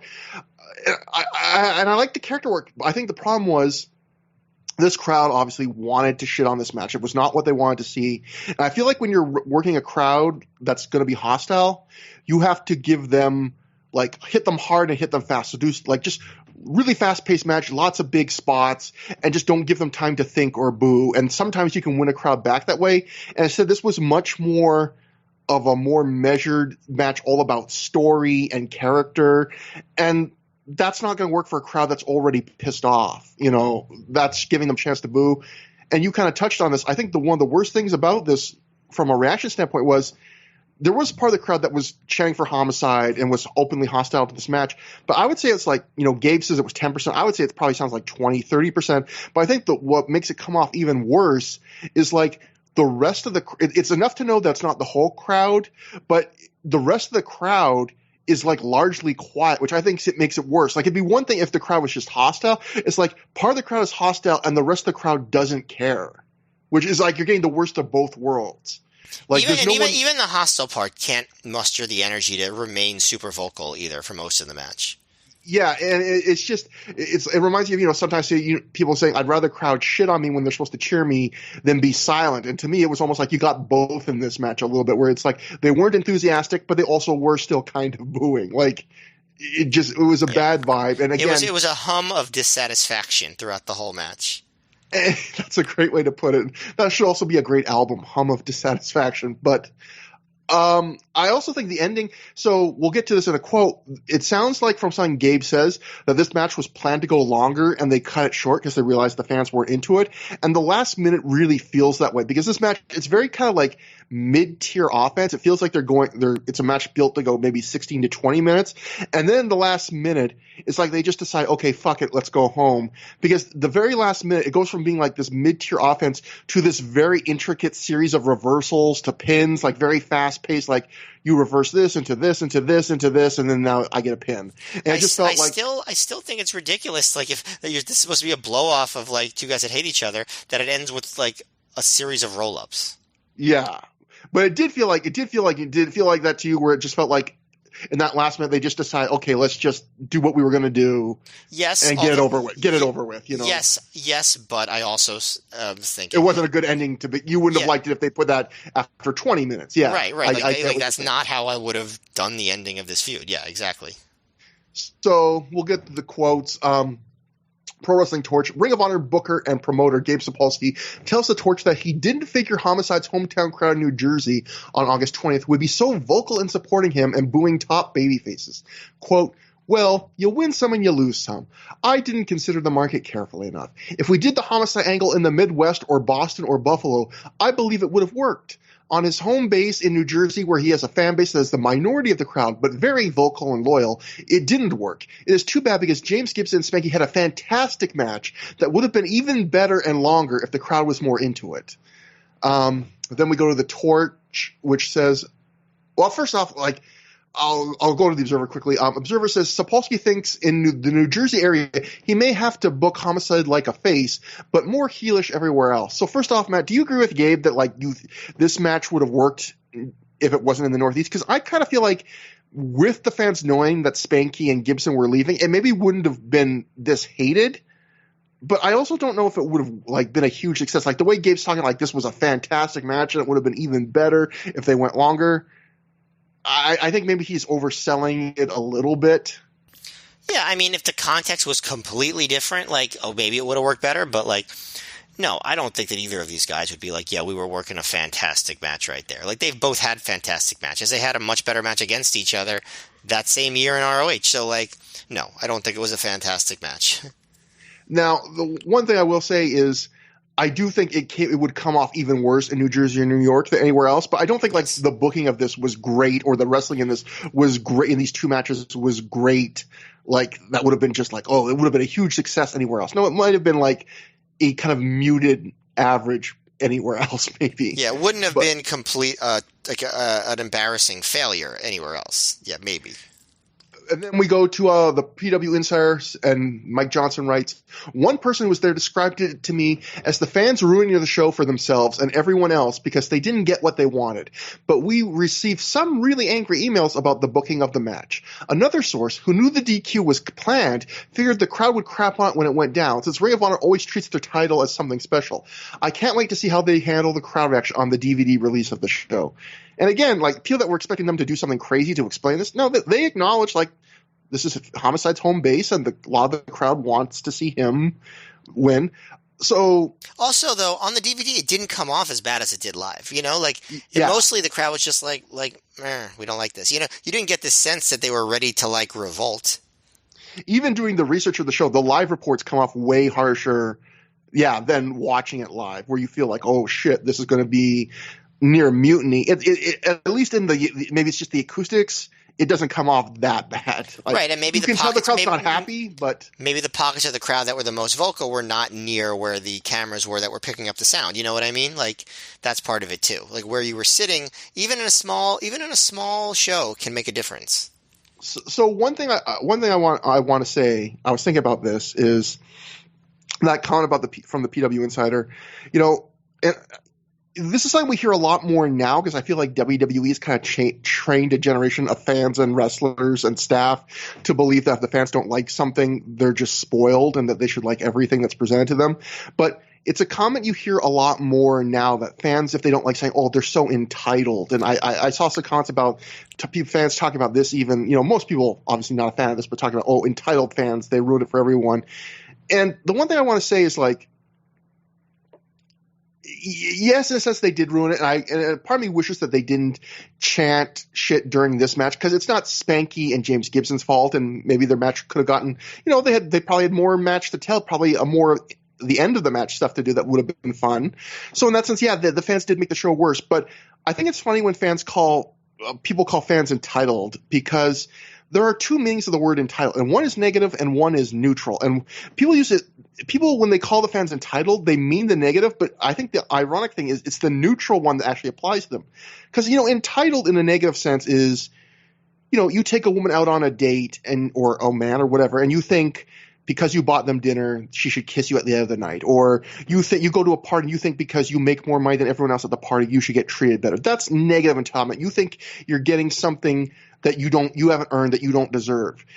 If a fan goes to a wrestling show and they buy a ticket, buying a ticket buys you two things. It buys you the right to see the show, and it buys you the right to react to the show however you want, as long as within reason. You know, don't touch the wrestlers, don't throw things, don't ruin it for other people, but you can cheer what you want, you can boo what you want, you can be silent for what you want. And like when people say you're entitled, I always want to say like, yes, fans when they buy a ticket are literally entitled to boo something they don't like. Like that's part of what buying the ticket literally in the correct neutral way entitles them to do. And I don't know why that's a negative. Like yeah. Morally speaking, I mostly agree with you. However, I have been at shows where the fans are so annoying, so that distracts so much from what the show is trying to present that I really do get mad at them. Like, and I get you're right. Like, they are allowed to cheer and boo what they want, chant what they want and stuff. But there are other people there that are trying to watch the show. So, like, I do kind of get the idea of being annoyed. That, on the other hand, like, again, like, as a fan of Bryan Danielson, like, if the crowd didn't act entitled to get the people that they want over instead of, just accepting whatever the WWE was throwing at them, we probably would have never had WrestleMania 30 or a lot of other you know what I mean? So it's like, it's a balancing act to walk. Like, but you can see how, like, if you were trying to watch a show and not of that mindset, you would get annoyed about fans trying to take it over, right? Yeah, and I think you make a good point, because I think it's hard, because I did include, like, as long as you don't, like, ruin the show for other fans, but what ruins the show for one fan won't be for another. Like, everyone has their own line to draw, so that's what makes it hard, because, like, I would agree, we talked about on a recent show where there was, like, 4 women that we read in the live reports that were really excited to see Chad Collier for some reason. They were having high-pitched screams whenever he hit a spot, and then we read the reports that fans shouted them down and said, like, fat chick Thrilla, and booed the women and, like, made them embarrassed, and they were quiet for the rest of the show. To me, that's not cool to treat someone like that. Like, but then again, some other fans would say, I paid a ticket, I'm allowed to say what I want. But I guess that's my point is, I guess we all have different lines of what's acceptable and what isn't. Because I think no one would say, like, the fans have to do certain reactions to certain matches. Right. But what we would consider, like, what's over the line, like, what's making it bad for someone else. Like, I would consider that Chad Collier thing over the line. Yeah, I mean, when you're literally chanting at another fan, I think that's a fair thing to say. Like, yeah, you can react how you want to the wrestlers and the presentation, but when you start directing your, like, entertainment chants at other people in the crowd, I think that's a fair way to say that's over the line. Yeah, but I'm just saying, for some people, they thought probably not a ton, but some people probably thought fans booing this match and chanting for Homicide was over the line. To me, honestly, I probably, when I watched it, like, didn't love the booking, but I probably was more annoyed at the fans. Like, I was probably like, hey, I'm trying to watch a show with my dang dad here. I thought it was watch it. If we titled each show, because some podcasts they do that, they come up with a title for each show. The title of this episode would be "I'm trying to watch a show with my dang dad here." But we should just change the name of the podcast to that, honestly. But here's the thing I would say about this is they're immature. I would say they're immature. Like, I wouldn't have done what they did during this match, but I also feel like they have a right to do it. Yes, they didn't get what they want. I was annoyed by it, but that doesn't mean I'm right about that. You know what I mean? Like, they still were allowed to do this. Yeah, there's a weird line. And finally, there's one thing we did not get to see. You saw live. You probably don't even remember, but it's funny. The Pro Wrestling Torch writes, the next sequence was most likely booked on the fly to placate the crowd. Homicide hit the ring, and Davey Andrews, Shane Hagedorn, and Matt Turner, all 3 ROH students, came out to counter. But he quickly disposed of all 3 with his signature moves, including a cop killer on Andrews. He then grabbed the mic and insulted the crowd, but they continued to cheer him heavily. He was like, I'm supposed to be the bad guy. I kind of remember that. Yeah, he came, that's the next line, man. He came right out and told the crowd, I'm the bad guy. You're not supposed to cheer me. But the harder he fought, the more he was cheered until he eventually gave up. So, yeah, needless to say, that also did not make the DVD. But, yeah, that definitely sounds like something they did just to, well, the crowd wants more Homicide, so this will send them home happy, kind of, maybe. But I love the idea that he's like, you're supposed to boo me. And no. After the match, some people in the crowd did chant Homicide, but then they were overtaken by some people chanting Gibson. So some people, they didn't completely hijack this. But that brings us to the main event, the Ring of Honor Pure title match. Samoa Joe defeated Christopher Daniels via submission in 20 minutes, 13 seconds, when Daniels tapped to a rear naked chokes while he was in the ropes because he had used up all his rope breaks. He basically goes for his big palm strike where he has the guy on the top rope and he goes for that leaping palm strike. Joe kind of avoids it, grabs Daniels in the rear naked choke, and since they're in the ropes, he doesn't have to get out because they've used all the rope breaks, blah, blah, blah. So I thought this was a good match, but I thought it was like a 3.5 stars, maybe good, which is kind of disappointing from these two guys. It is not as good as their previous Ring of Honor match years earlier. Not even close. And it's a weird thing because it's a perfectly decent match, but it doesn't feel like they're working at a Ring of Honor main event level. And one thing like Ring of Honor usually gives, especially in this era, is pretty much everyone on the card, you feel like they're wrestling like super hard and that this is really important to them. And I've heard people online describe this as like a house show feel for this show. And this feels like two really talented guys that aren't giving a full effort, which is weird because they're in the main event spot. And I, especially from Joe, typically don't see this from him up to this point in Ring of Honor. But it's just a very basic match. They go through, Daniels, targets the midsection. They use up their rope breaks back and forth. They do a lot of their mid-level offense, but they never really do a lot. They don't get into the big exciting bells and whistles. I was going to say balls and whistles. That would be the Soccer Riot match. But I think the weird thing is like also these guys, they did not have a very big feud. This match was all set up just from an angle in one night in that redemption match where they kind of cause each other's eliminations and get pissed off at each other.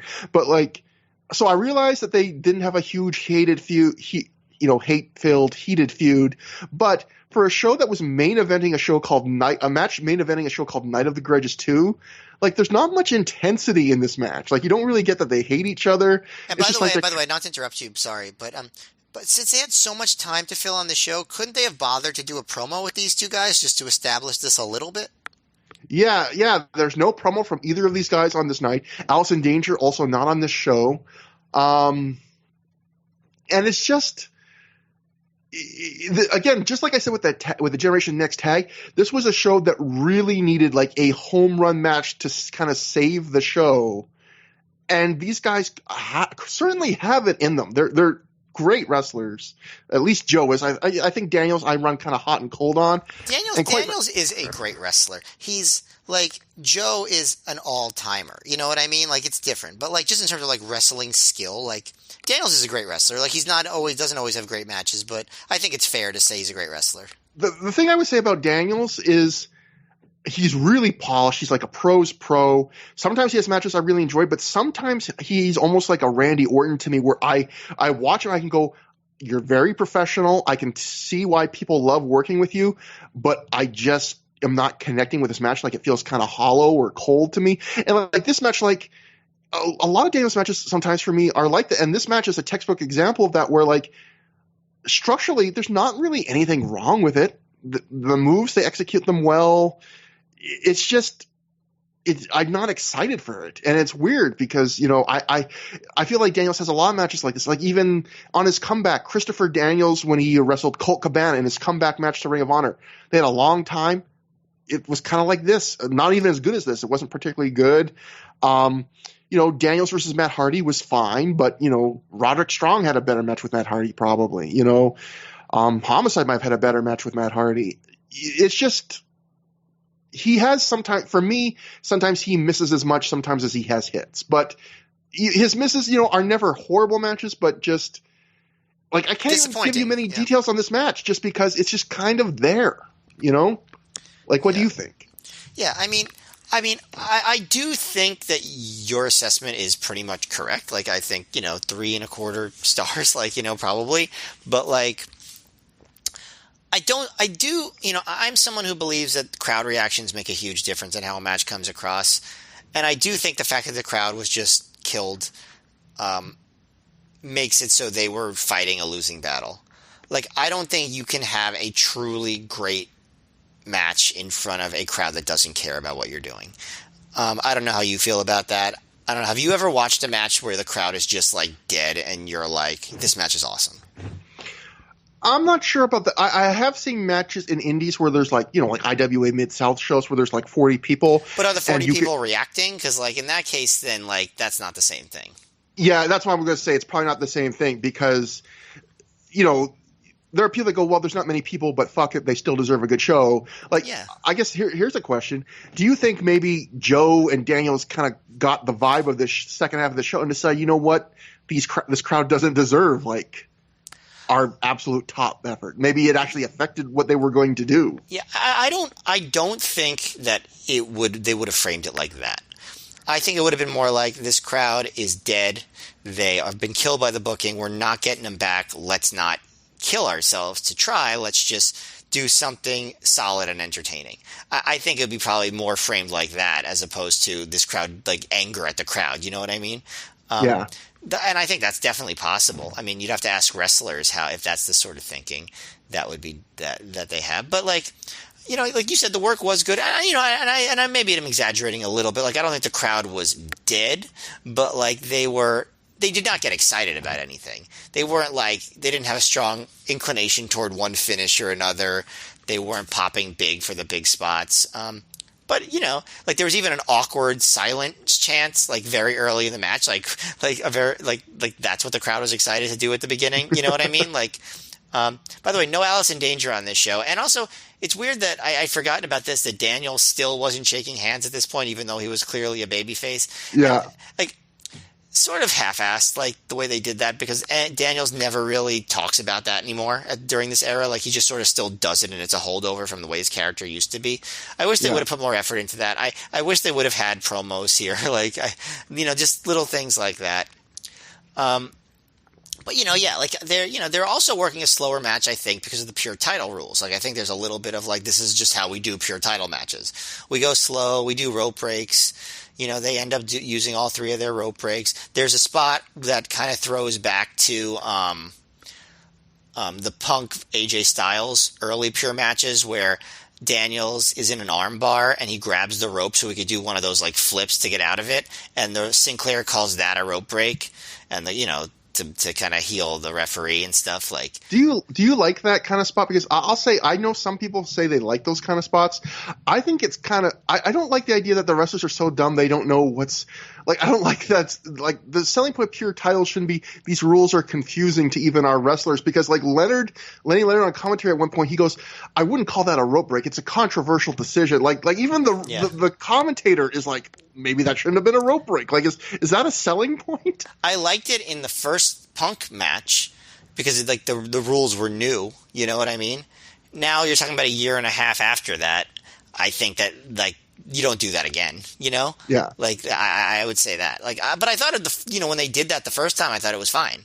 I thought it got over the rules. Actually, yeah. I don't think you need. And it makes sense for a brand new title that people have not yet learned the rules. But yeah, I mean, now it's been a while. Right.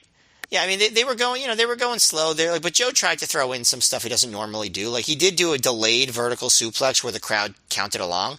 I don't remember Joe doing that very often. And the crowd counted to 20, by the way, but they counted extremely fast. It was more like 10 seconds. But still, that's hard to do, right? 10 seconds holding a guy upside down. I can only do 4, Matt. Yeah, exactly.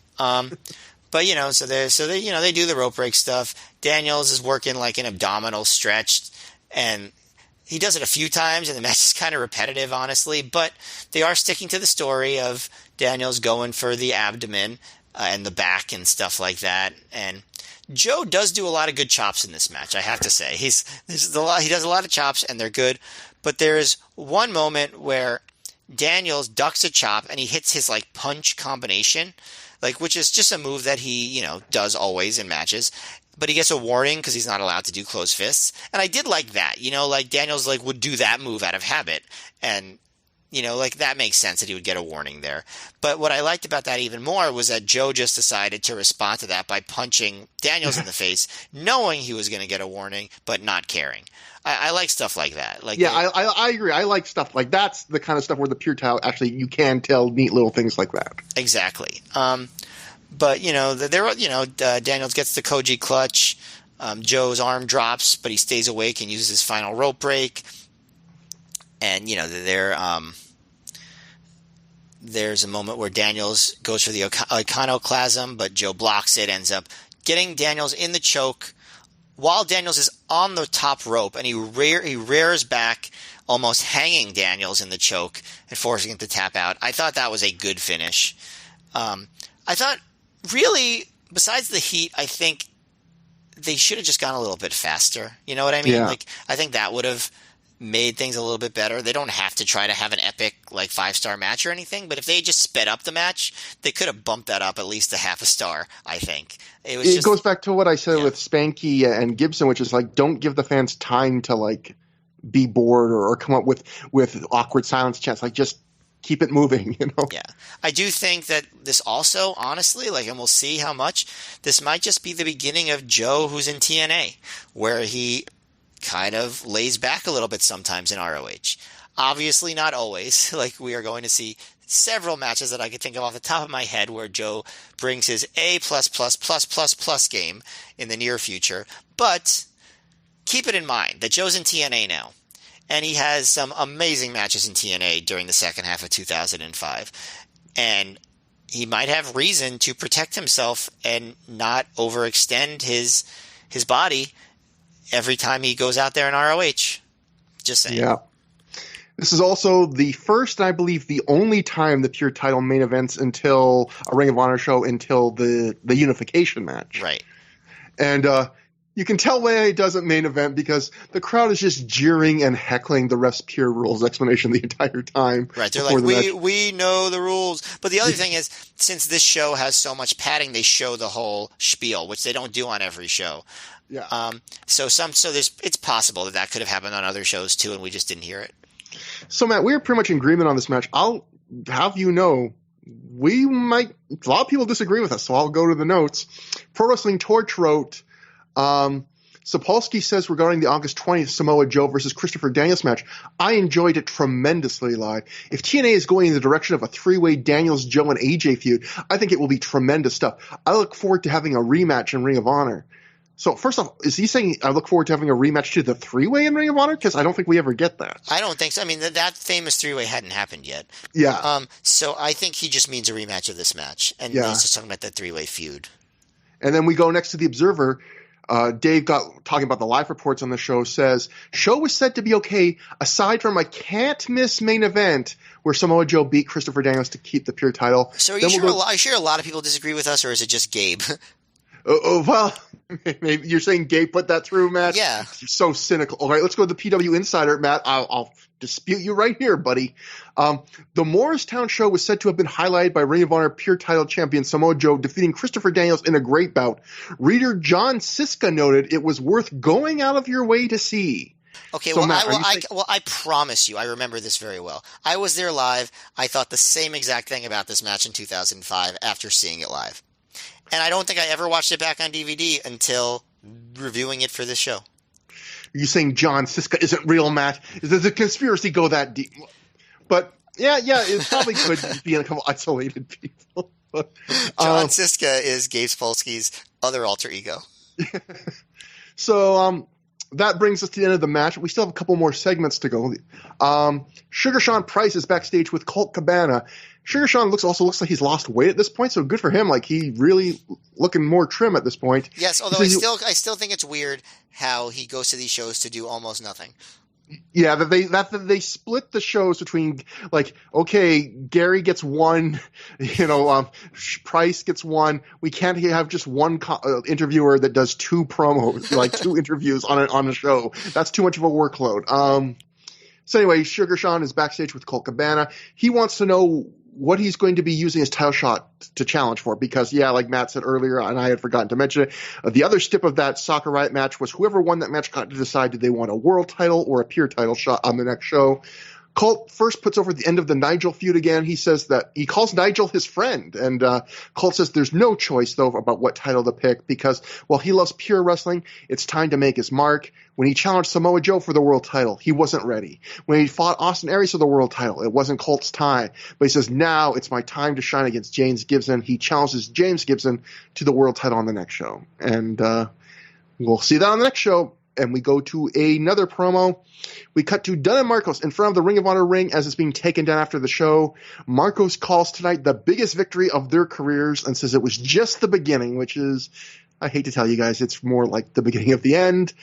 Loke walks up to them and reminds them that he's known them their entire careers. He's given them their start in the business, in fact. He says DeVito's in the hospital getting stitched up, but Loke just wants to say he's proud of them. He tells them to come pick up DeVito with him, and then they go out and get some beers together. They agree, and as they walk away, you hear Dunn, who's wearing glasses, which always looks adorable, and he just mutters softly, kind of meekly, "All right, titty club." And he just walks away with them. And then we end with ads for the Ring of Honor Wrestling School, the Ring of Honor website, and the Straight Shooting video interview series. I just wrote my notes. Yeah, they had time to spare on this release. Because we, even with all that, we still end 5 minutes before the top of the 3-hour mark. So yes, that brings us to Night of Grudges 2. Matt, I think the question here is not just what you felt about, but do you feel like this is the worst show we've seen in 2005? I mean, it's the worst booked show we've seen in 2005. But in the ring, I would say no, it is not. I still give that distinction to the Trios tournament. Because this match had the Sakurai match, which was great. And I liked the Jarrell Clark match.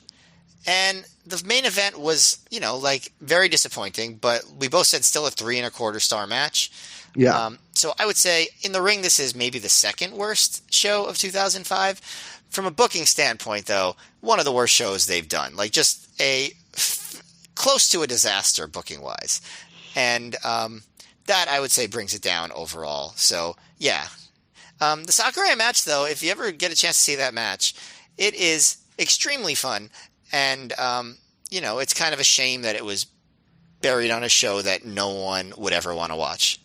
That's a perfect way to say it, because I was thinking, how do I say that too? The idea of I do not think that match is good enough that you should go out of your way to get this in show if you have to do it via eBay or something. But if you can find a way online just to see that match, it's worth watching that match because it's a very fun match. I mean, if you have Honor Club or something, I don't know if that's on there. I got to check, but if those matches are usually split up into individual files, so just watch that match.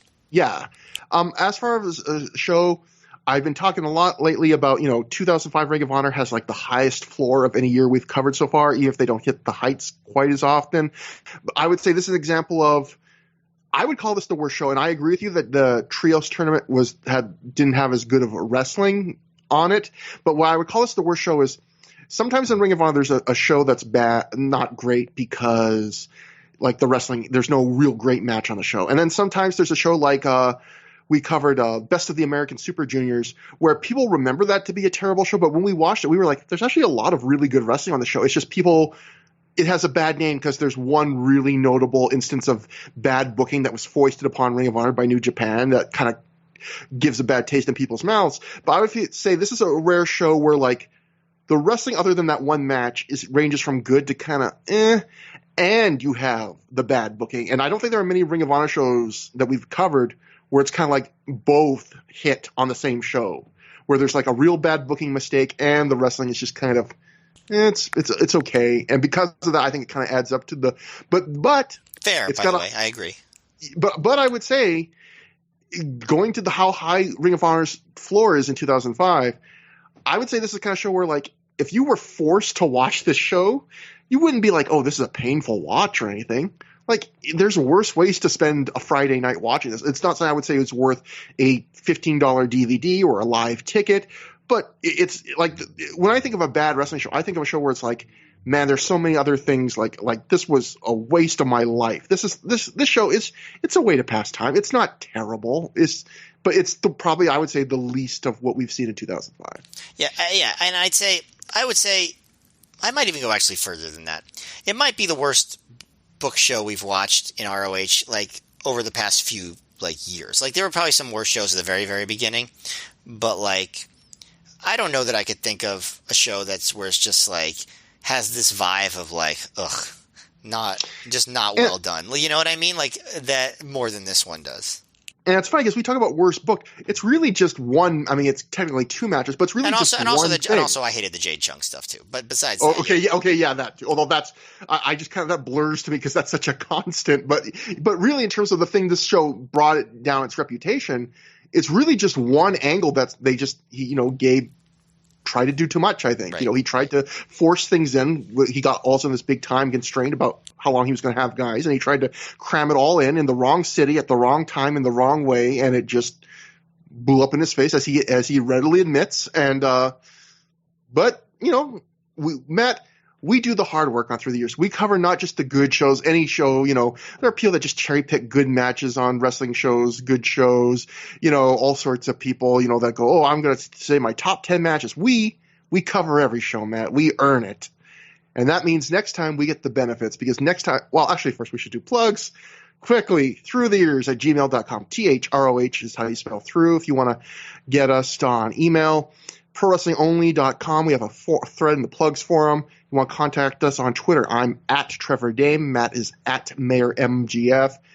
Next time on the show, we will be covering another show that maybe isn't widely remembered, but is actually fairly important in a couple of ways. We're covering Dragon Gate Invasion, which is both a big turning point show for the Pure title and Nigel McGuinness, but also what would be the first show of a long and very fruitful relationship between Dragon Gate and Ring of Honor, and Dragon Gate and Gabe Sapolsky, an even longer relationship between those two entities. And so, yeah, Shima, a little guy named Shingo, who apparently is still wrestling today, like, they make their Ring of Honor debuts on the next show, and that should be interesting to rewatch, Matt. So I am very much looking forward to that, even though that show does not have a Sterling reputation or a Sterling Keenan reputation. It has a very interesting lineup, I would agree. Yes. So until next time, have a good time. Have a great time.